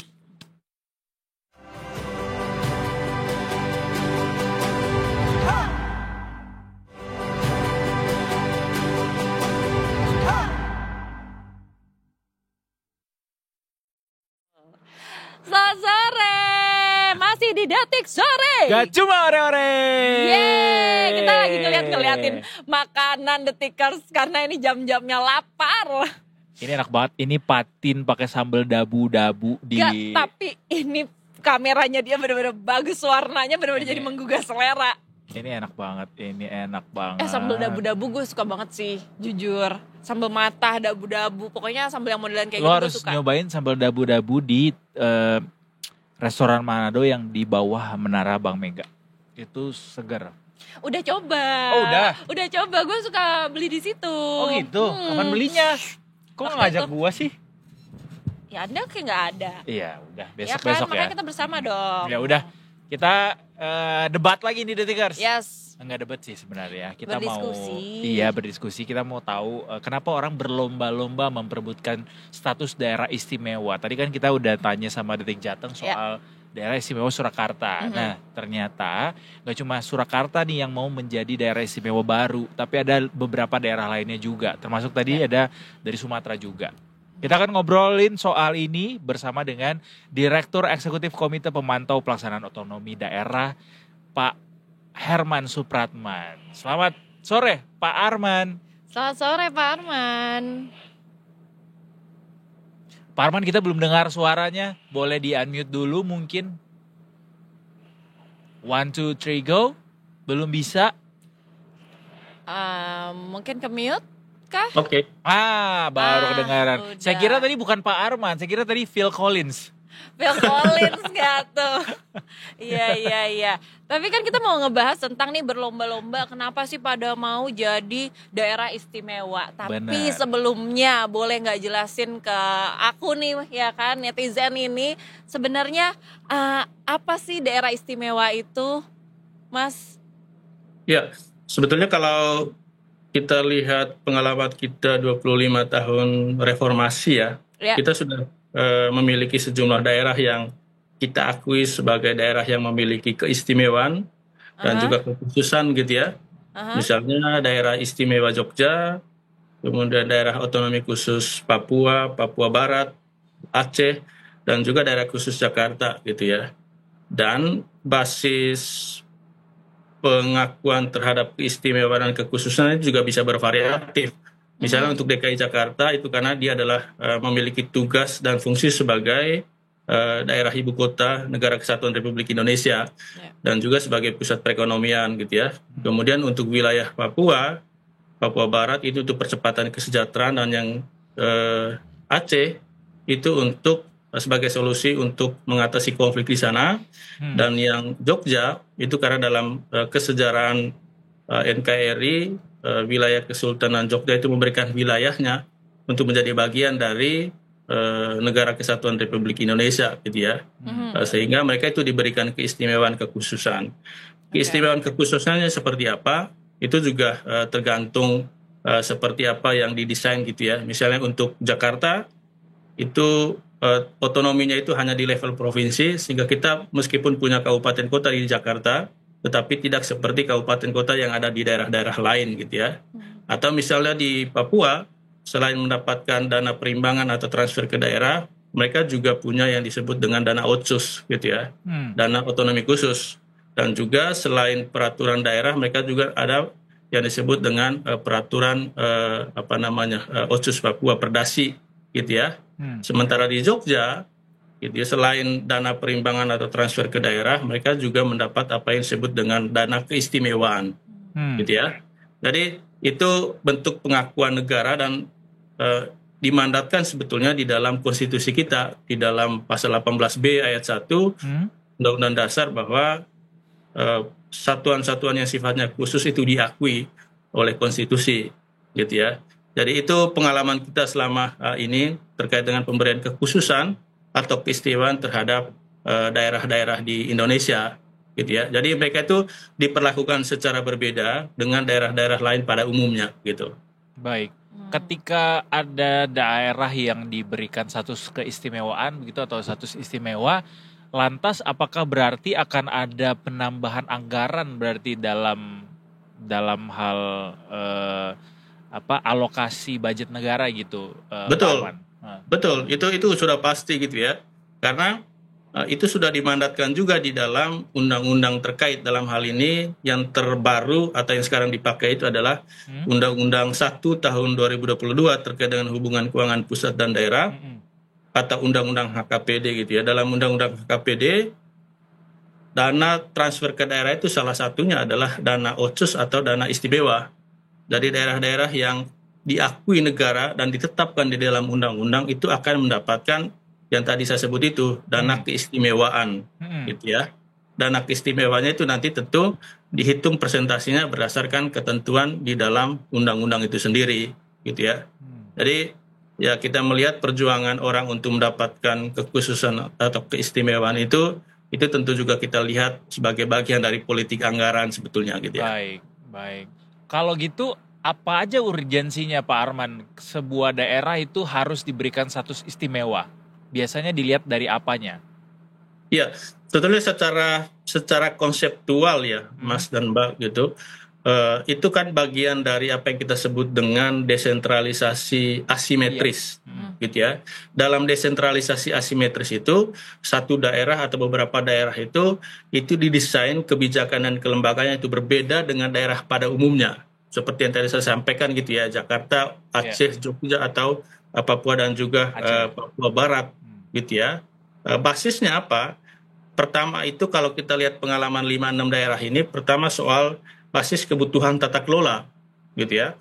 Misalnya untuk Aceh dan Papua itu karena ada intensi untuk pertama meningkatkan atau mempercepat peningkatan kesejahteraan, gitu ya. Kemudian yang kedua sebagai jalan tengah untuk mengatasi konflik yang terjadi di dua daerah tersebut, gitu ya. Sementara Jakarta itu karena memang kedudukannya sebagai ibu kota negara kesatuan Republik Indonesia, sementara Jogja basisnya itu lebih ke historis, gitu ya.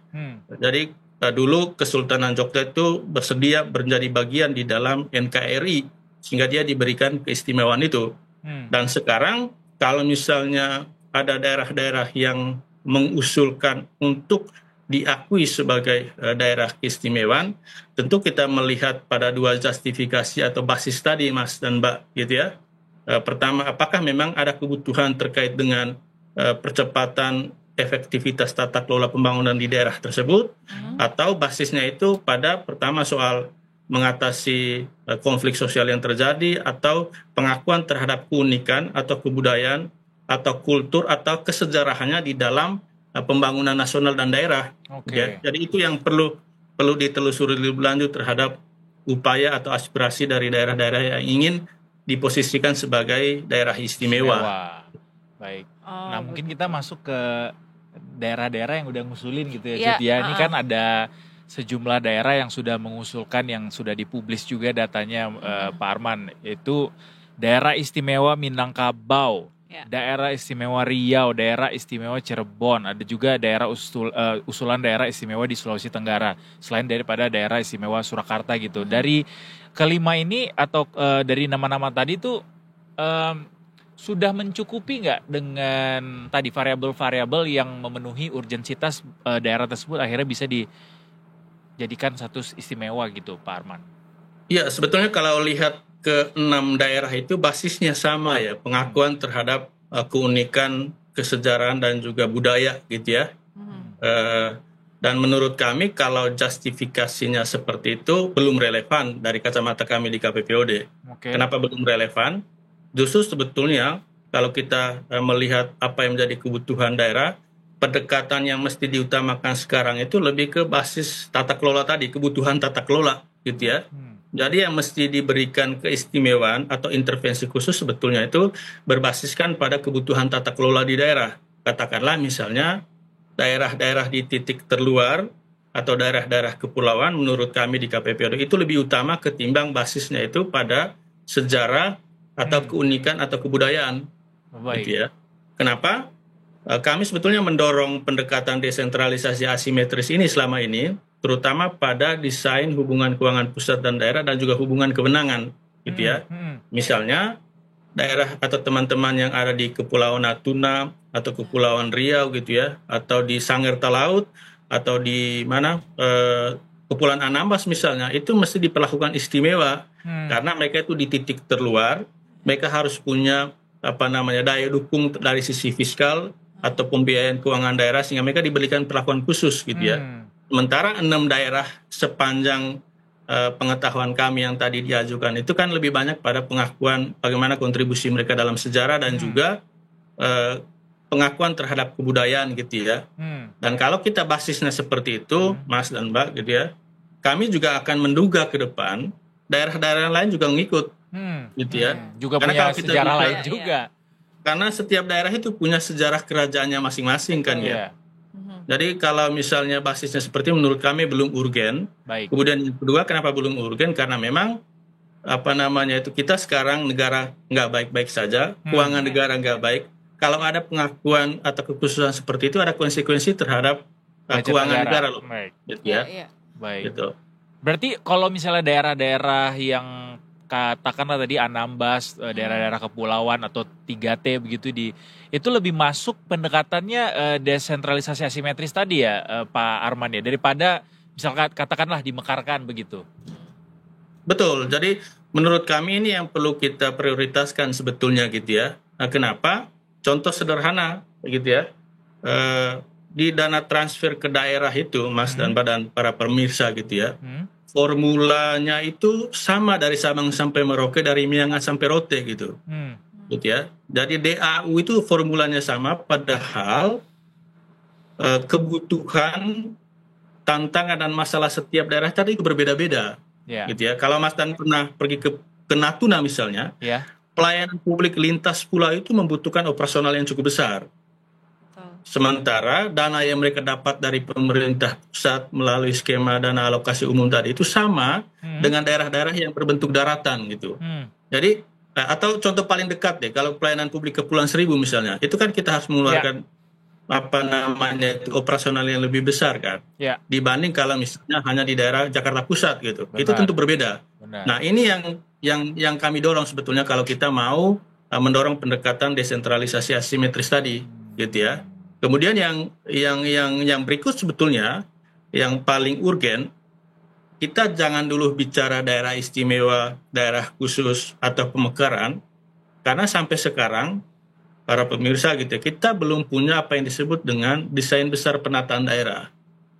Dan itu dimandatkan di dalam Undang-Undang Pemda, Undang-Undang 23 tahun 2014 gitu ya. Dengan desain besar penataan daerah itu sebetulnya kita punya gambaran, katakanlah 2045 berapa jumlah provinsi di Indonesia, berapa kabupaten kota yang ada di Indonesia gitu ya. Kemudian kriteria termasuk tadi bagaimana mendapatkan pengakuan itu di dalam Undang-Undang Pemda itu masih sangat umum gitu ya.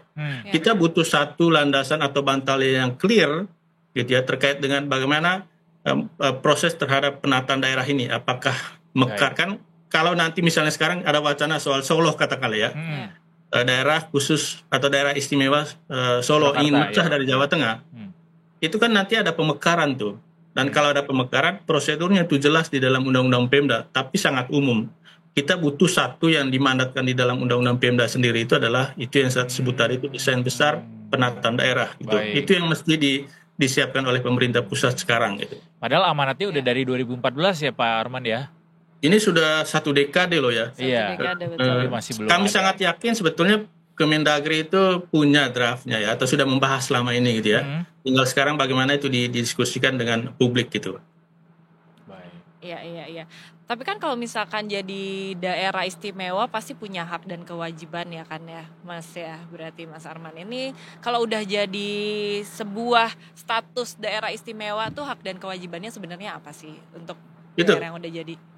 Betul, itu tadi tentu hak dan kewajiban antara pusat dan daerah gitu ya. Bagi pemerintah pusat dia punya kewajiban untuk mengalokasikan yang tadi saya sebut soal dana keistimewaan gitu ya. Dan menurut kami ini PR paling besar sebetulnya, terutama oleh Kementerian Keuangan. Sekarang usulan pemekaran itu yang bikin pusing sebetulnya di level nasional Kementerian Keuangan, karena mereka harus menyesuaikan keuangan negara kalau misalnya ada skema-skema baru seperti ini, gitu ya.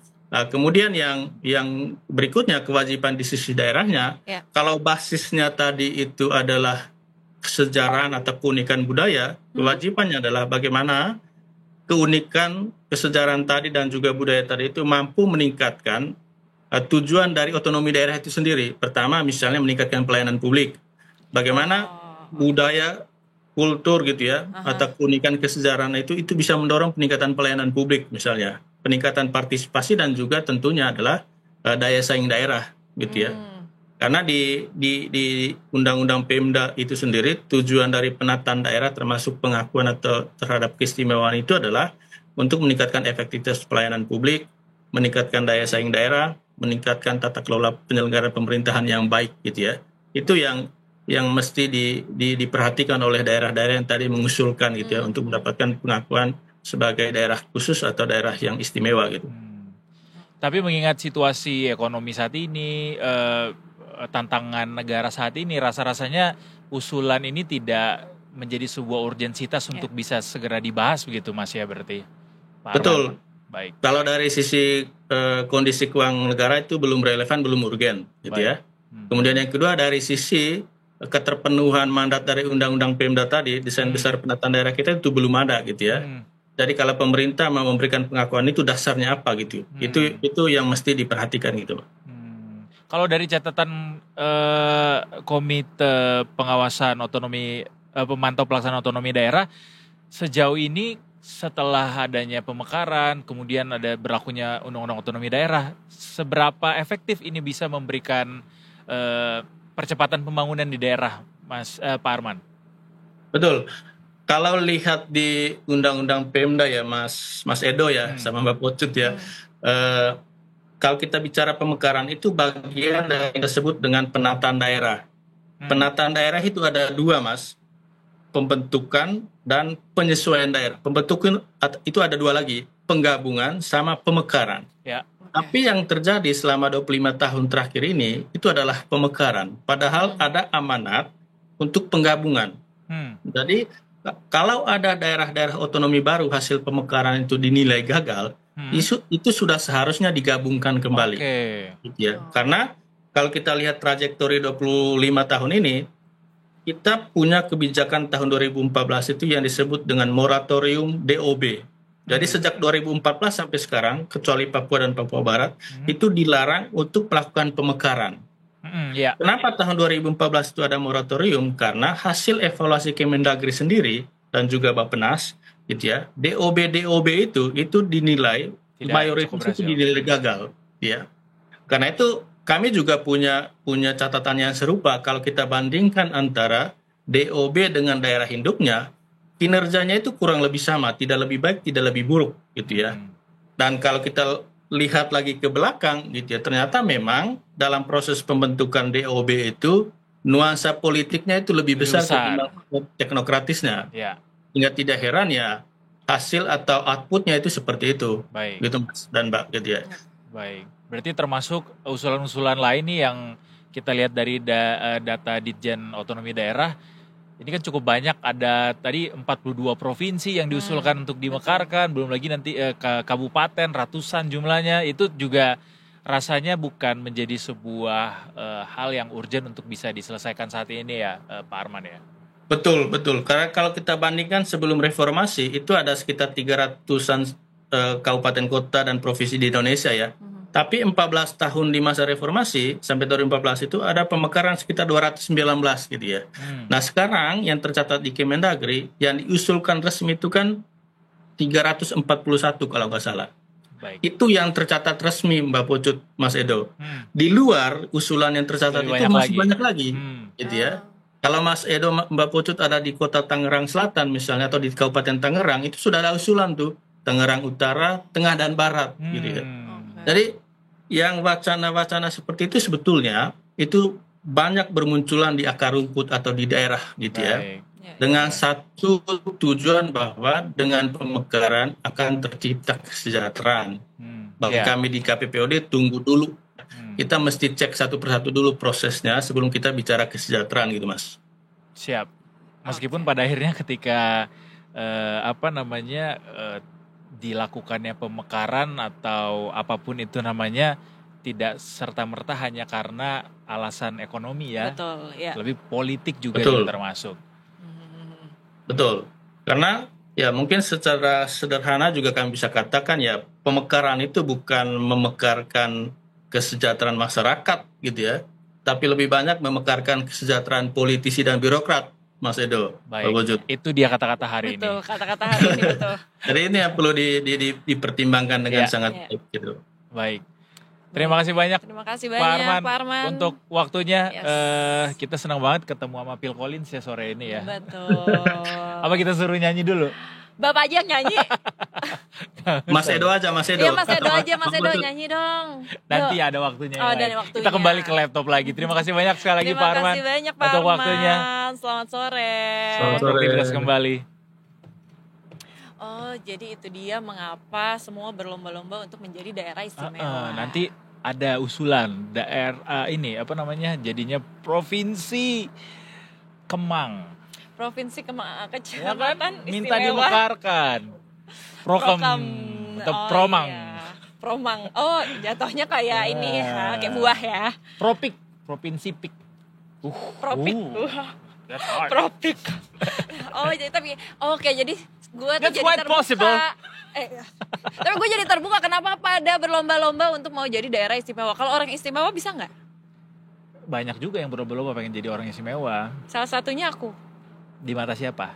Di mata kamu. The Tickers. Tapi tadi pada akhirnya it's all about the money. Money.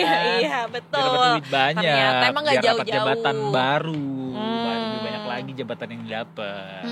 Tapi benar kata Pak Arman, kalau yang lebih penting itu dibenerin adalah itu tadi membentuk desain besar penataan daerah tadi yang juga diamanatkan undang-undang. Biar lebih jelas juga ya nggak sih kalau misalkan udah ada kayak gitu kayak dibawa kemana daerah kita ini jika kau terus berlomba-lomba dan tak pernah kerja yang benar. Habis ini kita mau ngobrol bareng sama profesor lagi nih. Betul. Kali ini soal apa tadi? Hati-hati fungsi otak turun di usia muda. Wah, saya sangat tertarik. Apakah fungsi otak saya masih betul di usia ini? Makanya jangan kemana-mana Detikers, tetap di Detik Sore. Cuma hore-hore. Sendiri.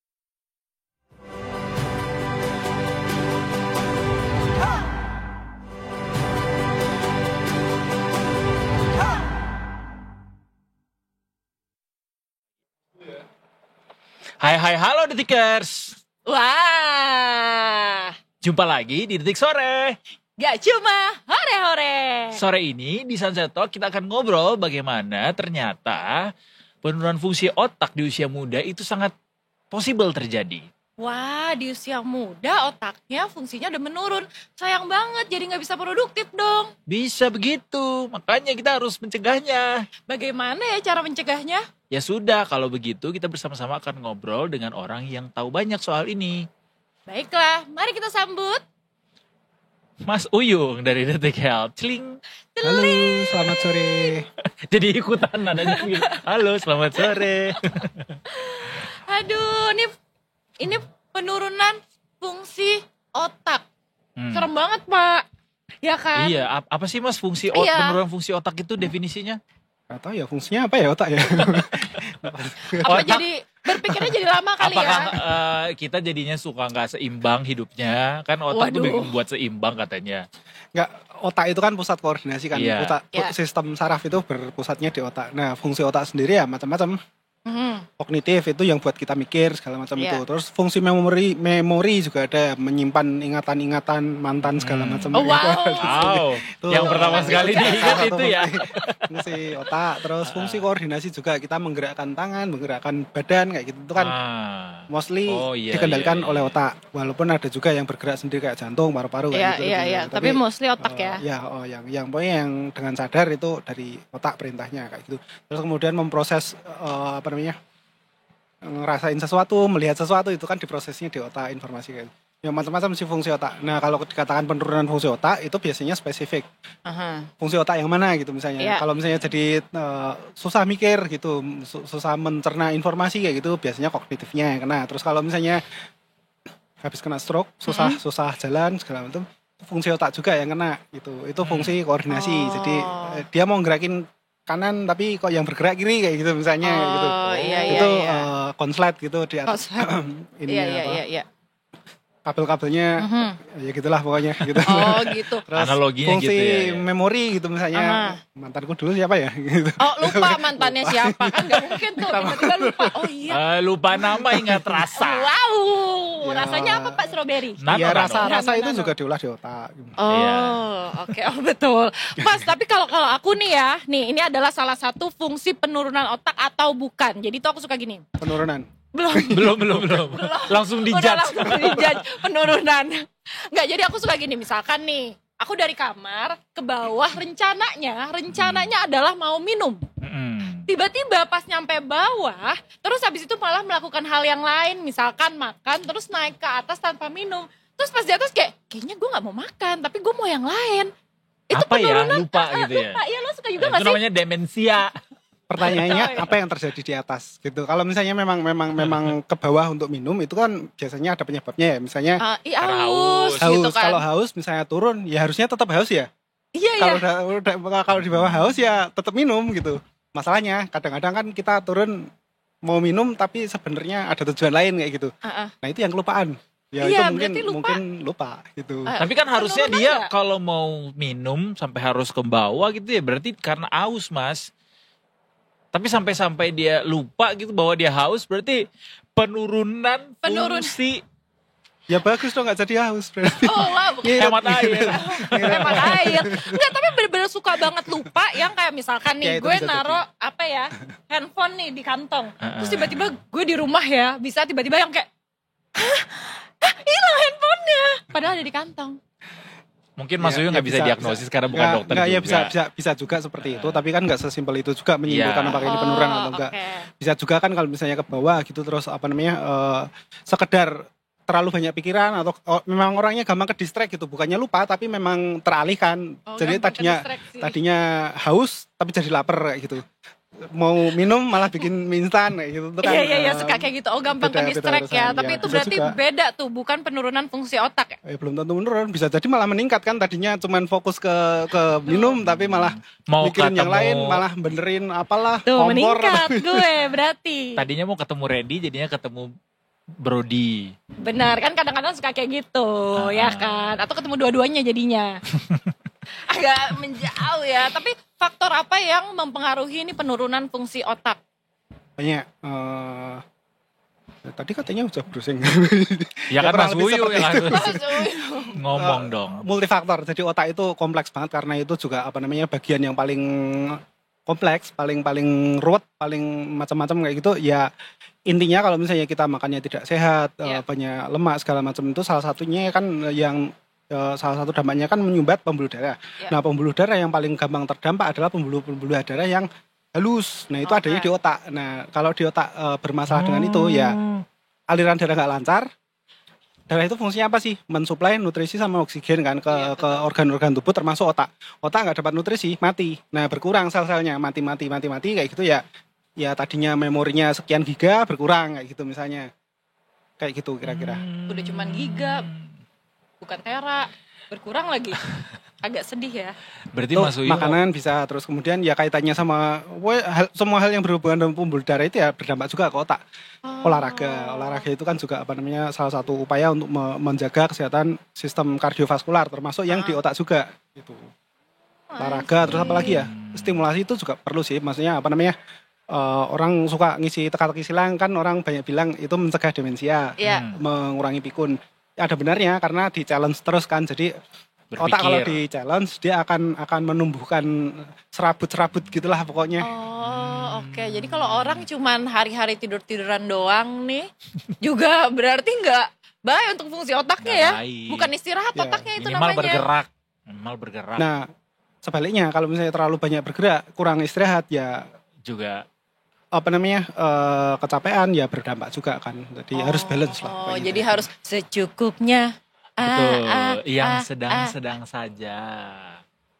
Tapi Mas Uyung berarti kalau misalnya orang kebanyakan makan gorengan itu kan termasuk tuh menghambat sirkulasi darah ke otak. Secara umum gorengan-gorengan kayak gitu, terutama yang gorengan dengan minyak yang tidak sehat kayak gitu, yang orang bilang lemak trans kayak gitu, itu kan memang berdampak ke sistem kardiovaskular. Salah satunya yaitu tadi pembuluh darah. Nah, pembuluh darah yang paling gampang terdampak itu pembuluh darah kecil, ya antara lain di otak, terus kemudian di ginjal itu juga terus kemudian yang di organ-organ yang banyak sarafnya itu biasanya akan terdampak. Berarti berpotensi ya. Berpotensi. Lo sengaja ya gue habis makan gorengan soalnya kan jadi deg-degan gue kepikiran. Enggak, karena kita kan sekarang apa sih yang nggak dimakan gorengan sama orang, ya kan? Apalagi orang Indonesia pasti banyak banget makan gorengan. Sebenarnya nggak dihindari sama sekali sih. Betul. Kita harus tahu porsinya dan meminimalisir risikonya. Antara lain dengan kalau misalnya minyaknya sudah tidak bagus, atau ya kalau misalnya udah dipakai kayak gitu ya udah nggak dipakai ulang kayak gitu. Itu salah satu untuk mengurangi. Terus porsinya sama sekali menghindari kayaknya nggak mungkin juga karena dalam beberapa hal kita butuh lemak juga. Jadi sistem hormonal itu sebagian diantaranya aktif ketika ada lemak. Makanya itu kalau misalnya teman-teman yang atlet yang bener-bener latihannya garis keras kayak gitu, ada yang bermasalah dengan hormonal, siklus menstruasinya tidak teratur, terus segala macam kayak gitu terdampak itu salah satunya karena aktivitas fisik yang tidak selazimnya manusia pada umumnya gitu.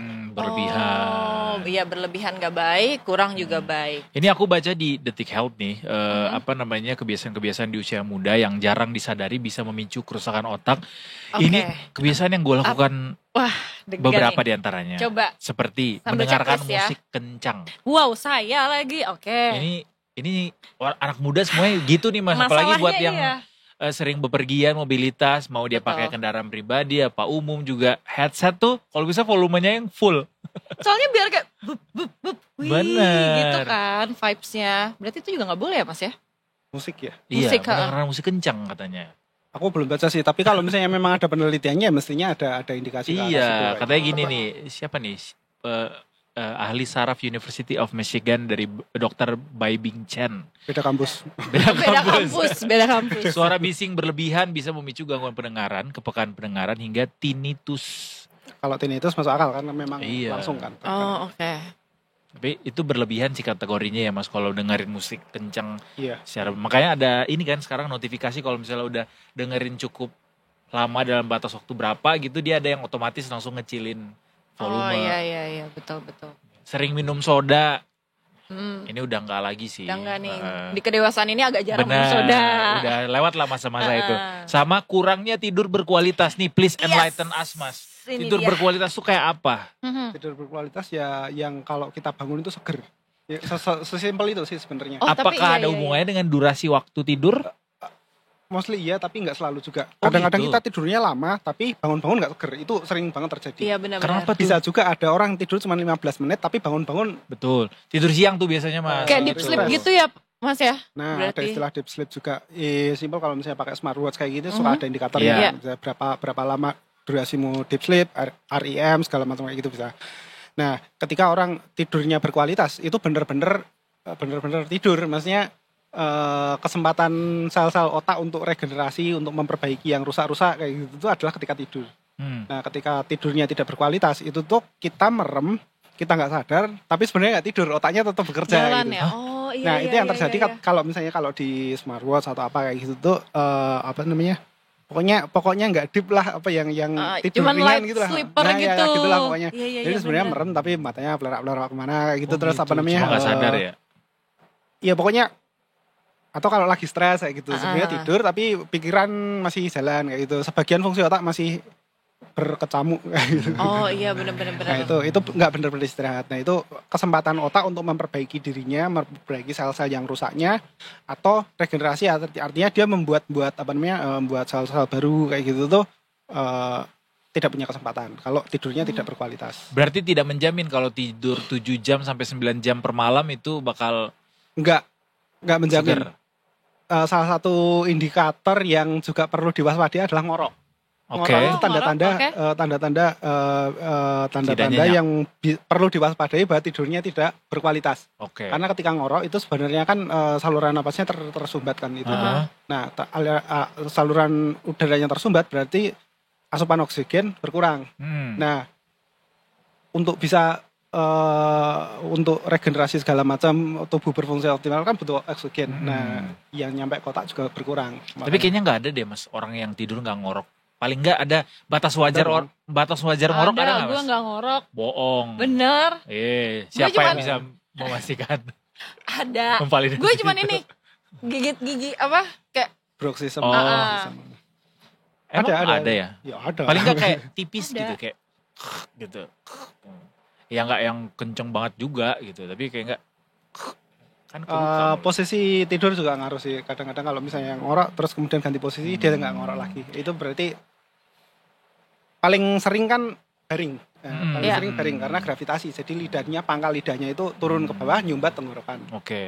Tenggorokan kayak gitu. Nah, termasuk ini ya Mas ya, seberapa mahal harga bantal yang kita gunakan ya? Bisa juga. Siapa tahu kalau dari bulu angsa kan nyaman banget ya kan, kayak gitu. Itu worth it lagi, apa namanya, make sense gak sih Mas yang bantal katanya bisa bikin tidur? Ya masuk akal, karena nyaman ya? Bisa jadi gak ngorok gitu. Ngaruh. Emang bisa ngaruh ya? Iya. Ya, bukan cuma gimmick ya? Ya itu sih pengaruh gravitasi posisi tidur itu nanti kalau misalnya pas pangkal lidahnya ketarik gravitasi ya dia akan nyumbat. Nah gimana caranya biar arahnya nggak ke situ gitu misalnya gitu. Iya. Sesimpel orang tadinya baring geser jadi miring gitu aja kan kadang-kadang juga ngoroknya hilang. Iya. Tapi malah gue kalau misalkan tidur pakai bantal ngorok. Kebangun gitu loh entah kenapa. Jadi mending tidur pakai bantal. Jadi ya udah nggak pakai bantal. Kasur langsung aja. Begini aja. Kalau udah capek banget kan nggak berasa. Awalnya dong kayak. Ada tipikal yang kalau udah tiduran tuh bisa langsung nyenyak ya. Kalau gue kan sebenarnya enggak gitu. Cuman lagi mencoba katanya nih Mas ya, nih bener apa enggak. Jadi aku lagi latihan 2 jam sebelum tidur itu nggak megang handphone sama nggak nonton TV. Sudah dilakukan berapa lama? Kayaknya dari akhir tahun kemarin deh. Karena gue tuh lumayan susah tidur kan. Gimana dampaknya? Sejauh ini sih agak jatuhnya. Kalau kata keluarga gue yang tinggal sama gue ya, Kak bener-bener susah dibanguninnya. Oh gitu, pingsan. Jadi lebih nyenyak. Sampai diginiin, masih hidup gak sih nih anak? Karena dibangunin aja gak bisa. Bener-bener gak bangun. Bener-bener gak bangun. Tapi jadinya gue bener-bener bangun pagi. Yang kayak tiba-tiba bangun sebelum alarm gue juga kayak. Tidurnya jam berapa kalau kayak gitu? Kayak jam 8 lah. Oh iya? Jam 8 gue udah tiduran. Tapi jam 12 bangun lagi kan? Enggak dong. Udah keluar. Itu khusus di hari-hari tertentu. Iya. Cuman kayak gitu. Jadi kayak tapi awalnya susah tidurnya. Tapi susah bangunnya. Jadi itu dilakukan dengan cara nggak pegang handphone berapa jam sebelum tidur? 2 jam. Oh 2 jam sebelum tidur. 2 jam walaupun bergabut. Ngapain tuh biasanya? Baca buku? Mau nggak mau baca buku. Kalau nggak jujur yang gue lagi lakukan adalah main Beyblade kan. Beyblade? Lagi main Beyblade soalnya seru olahraga. Emang bisa sambil tidur main Beyblade? Enggak, jadi gue main Beyblade dulu nih setengah jam. Kan capek main Beyblade. Oh gitu ya. Ya kan. Bisa nggak tuh menurut Mas Uyung kira-kira ngaruh nggak screen time itu? Ya masuk akal. Karena handphone, peralatan elektronik, tontonan gitu lah. Itu kan distraksi juga kan. Tadinya ngantuk jadi nggak ngantuk karena terhibur kan. Benar. Gitu ya ngaruh sih. Iya benar sih. Dan idealnya memang seperti itu kan, nggak ada distraksi. Jadi sleep hygiene. Jadi kebersihan tidur. Tempat tidur itu harusnya steril dari distraksi apapun kayak gitu kan. Even bangun itu idealnya ya bangun secara alamiah ketika tubuh sudah recharge, sudah ya baterainya full lagi kayak gitu loh. Ya udah bangun kayak gitu. Enggak bangun karena alarm. Idealnya sih seperti itu. Tapi ini dong Mas jadinya masyarakat kita sekarang nih darurat penurunan fungsi otak dong. Karena banyak banget kan kita sebagai gadget sekarang. Iya benar. Mestinya ya, tapi yang ngukur siapa sih emang kita juga tahu enggak juga kan. Siapa maksudnya bisa dilihat gitu anak-anak muda sekarang mungkin susah mempertahankan atensinya atau mungkin susah untuk fokus atau susah untuk mecahin masalah gitu misalnya dalam bisa jadi karena dari behavior juga kan memang tidak dituntut untuk fokus juga mungkin ya karena yang ditonton sehari-hari memang singkat-singkat kan konten-konten video gitu kan berapa detik gitu terus ganti lagi kayak gitu jarang nggak misalnya ada yang panjang kayak gitu panjang ditinggalkan entah karena tidak mudah fokus atau apa namanya kondisinya tidak mengharuskan mereka untuk fokus karena memang pendek-pendek mana yang duluan itu ya ayam dan telur lah. Iya. Oh tapi iya sih. Sama ini kan katanya kita sempat ngobrol-ngobrol sama psikolog anak kayak kalau misalkan nonton video pendek-pendek juga mempengaruhi fungsi brain rot. Bener. Kalau nontonnya pendek-pendek gitu. Sekarang gue sebisa mungkin enggak. Terlepas dari itu sih annoying sih kalau aku dengernya gitu belum tuntas sudah ganti lagi. Oh Mas Uyung sendiri tidak nyaman dengan video yang kayak gitu? Yang pendek-pendek itu? Nggak tahu ya kalau mungkin aku yang nonton mungkin terhibur atau gimana aku juga belum pernah mencoba dan sebisa mungkin menghindari dulu takutnya nanti aku ikut-ikut kayak gitu. Tapi kalau dengerin orang ya mbok ya kalau kamu dengerin kayak gitu pakai headset kah atau dengerin gitu pusing gitu. Pusing ya kayak tiba-tiba ganti baru statue habis itu ganti lagi kayak malam kayak masih ini terus ganti lagi kayak yang lain jadinya tiba-tiba ada AB ya. Yang dengerin jadi kayak risih ya Mas ya. Ini apa sih ganti-ganti? Maunya apa sih? Jadi pengen ngintip kan? Iya benar. Jadi pengen ngintip kan. Mas Uyung lucu. Apalagi kalau kayak di busway gitu di angkutan umum itu kan kadang ngelirik. Iya. Tapi itu belum Pak. Pernah Mas gitu Mas. Pernah gitu Mas. Tapi aneh banget sih orang yang di Transjakarta atau di angkutan umum terus pakai dengerin TikTok atau Instagram atau Reels tapi nggak pakai headset gitu kayak lo ngeganggu fasilitas umum. Polusi suara jatuhnya ya. Suara bener. Even pakai headset pun kan kadang-kadang kalau misalnya kita nggak sengaja ngeliat itu tuh ya kepancing juga sih ngeliatin. Masa belum. Tapi nonton di gadget orang lebih menarik daripada gadget sendiri kalau gue. Iya lagi. Kayak kayak lebih fokus ya. Padahal kalau gue cek lihat sendiri nggak seseru itu. Iya kan? Kurang atensinya. Iya. Itu tanda-tanda penurunan fungsi otak juga sih kayaknya. Oh gitu. Ini ada pertanyaan, apakah ada makanan yang terbukti menurunkan kualitas fungsi otak? Atau mungkin yang bisa menambah fungsi otak kali ya? Menambah deh, kalau menurunkan yang junk food kan. Kalau menambah nih. Nambah ya, yang sebaliknya. Yang sehat-sehat. Ya udah sesimpel itu sih maksudnya. Buah-buahan, sayur-sayuran. Intinya suruh makan yang sehat, menghindari yang tidak sehat gitu aja. Soto Betawi. Aduh enak banget lagi. Boleh gak stop ngomongin makanan lapar? Tapi berarti makan sehat tuh kayak mungkin sop kali ya, yang nggak pakai minyak. Sop bening. Lebih ke balance sih sebenarnya. Soalnya kalau misalnya kita sayur terus gitu ya kadang-kadang ada risiko kekurangan protein. Sementara yang dibutuhkan untuk membentuk sel-sel baru itu kan protein gitu. Jadi ya tetap butuh daging-dagingan, daging merah segala macam kayak gitu ya. Dalam porsi tertentu kita butuh. Gitu. Iya sih, tapi setuju. Balance intinya. Makan sayur kebanyakan kemarin saya diare Pak. Seminggu sayurnya Pak. Kali nggak benar dicuci. Bisa, terutama yang hijau itu kan ada risiko mengandung purin. Nah purin itu membentuk kristal asam urat. Kebanyakan purin ada. Awalnya bener-bener kayak kenapa nih, kirain kan sehat kan. Emang sehat. Makan hijau tapi tiap hari. Tapi apapun kalau berlebihan. Even air putih pun kalau misalnya digelonggong 1 galon gitu kan ada risiko pembengkakan jantungnya bengkak. Oh iya benar-benar. Jadi oke nih. Jadi apa yang kita harus lakukan nih Mas supaya mencegah fungsi otak kita menurun? Hidup sehat, terapkan gaya hidup sehat, makan yang sehat. Oke. Itu gaya hidup sehat juga sih. Punya pasangan yang sehat bisa nggak? Nah ya itu juga kan mengurangi stres kan. Iya betul, punya pasangan yang sehat. Boro-boro punya pasangan yang sehat, punya pasangan dulu. Di Detik Health itu kan ada asah otak. Itu ya dibuka, dicobain satu-satu. Tuh, dibuka guys. Di mananya Mas? Ada yang asah otak. Coba kita cek Detik Health. Ngasah otak. Nih kita buka Detik Kita Health. coba asah otaknya Pocut ya.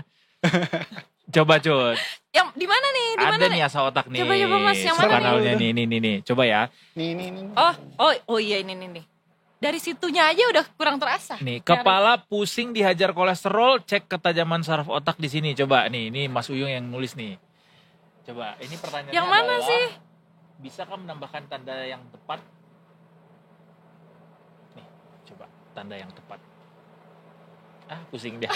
Udah pusing dia. Enggak ini sama ini 13 kurang 7, 4. Bener gak sih? Salah dong. 13 kurang 7, 6. Itu biasanya kita upload sore menjelang boleh malam yang lain gitu. enggak? Jangan yang matematika. Ketika orang sudah suntuk dengan berita-berita yang berat-berat, politik, ekonomi segala macam kayak gitu, udahlah kita seru-seruan pakai tebak-tebakan. Oh, coba yang lain. Ini banyak ya detikers. Mas Uyung suka matematika kayaknya. Mas Uyung boleh nggak matematika? Kan saya pusing kalau gambar, matematika. Coba yang lain, cari yang lain. Bentar. Nih kalau yang kayak gini-gini tebak gambar suka nih. Tebak gambar. Udah, coba tebak gambar. Coba. Gapura. Garuk. Garuk. Itu apa kantong? Garuk punggung. Kan ada kuncinya. Mana kuncinya? Enggak. Coba. Kok gimana cara kuncinya nih Mas ini? Itu kan ada beberapa slide. Dilihat kuncinya di situ. Kita habisin durasinya kayak gini aja ya. Iya, enggak apa-apa Mas. Guys, buka Detik Health, ada subkanal di situ Asa Otak namanya. Itu buka di situ ada banyak yang bisa. Nih garuk punggung bener. Segmen khusus Asa Otak aja. Nih.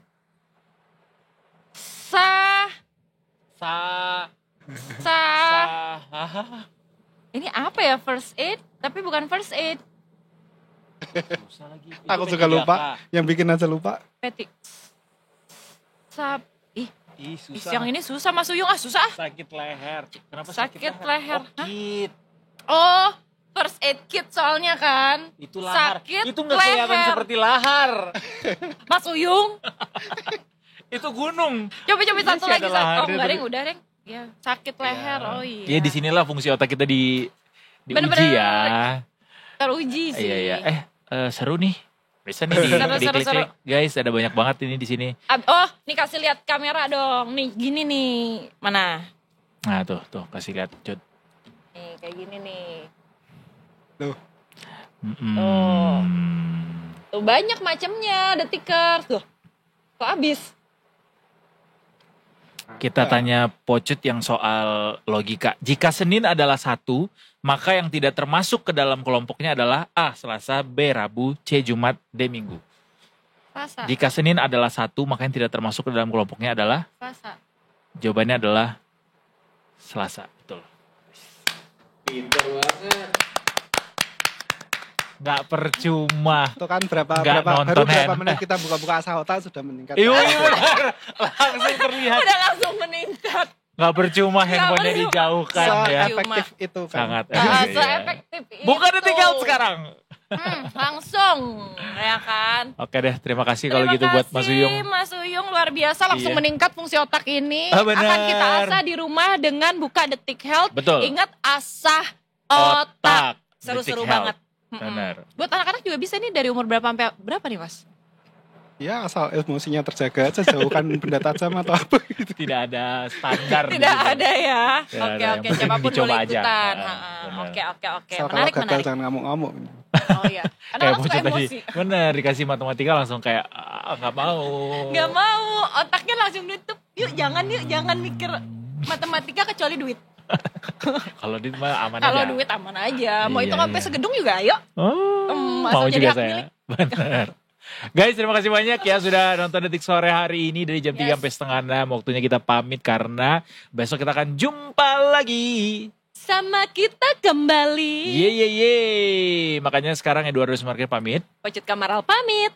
Mas Uyung pamit dan juga seluruh kru yang petugas hari ini juga pamit. Mohon maaf kalau ada salah kata. Besok kita ketemu lagi tentunya cuma di Detik Sore. Gak cuma. Hore. Yeay.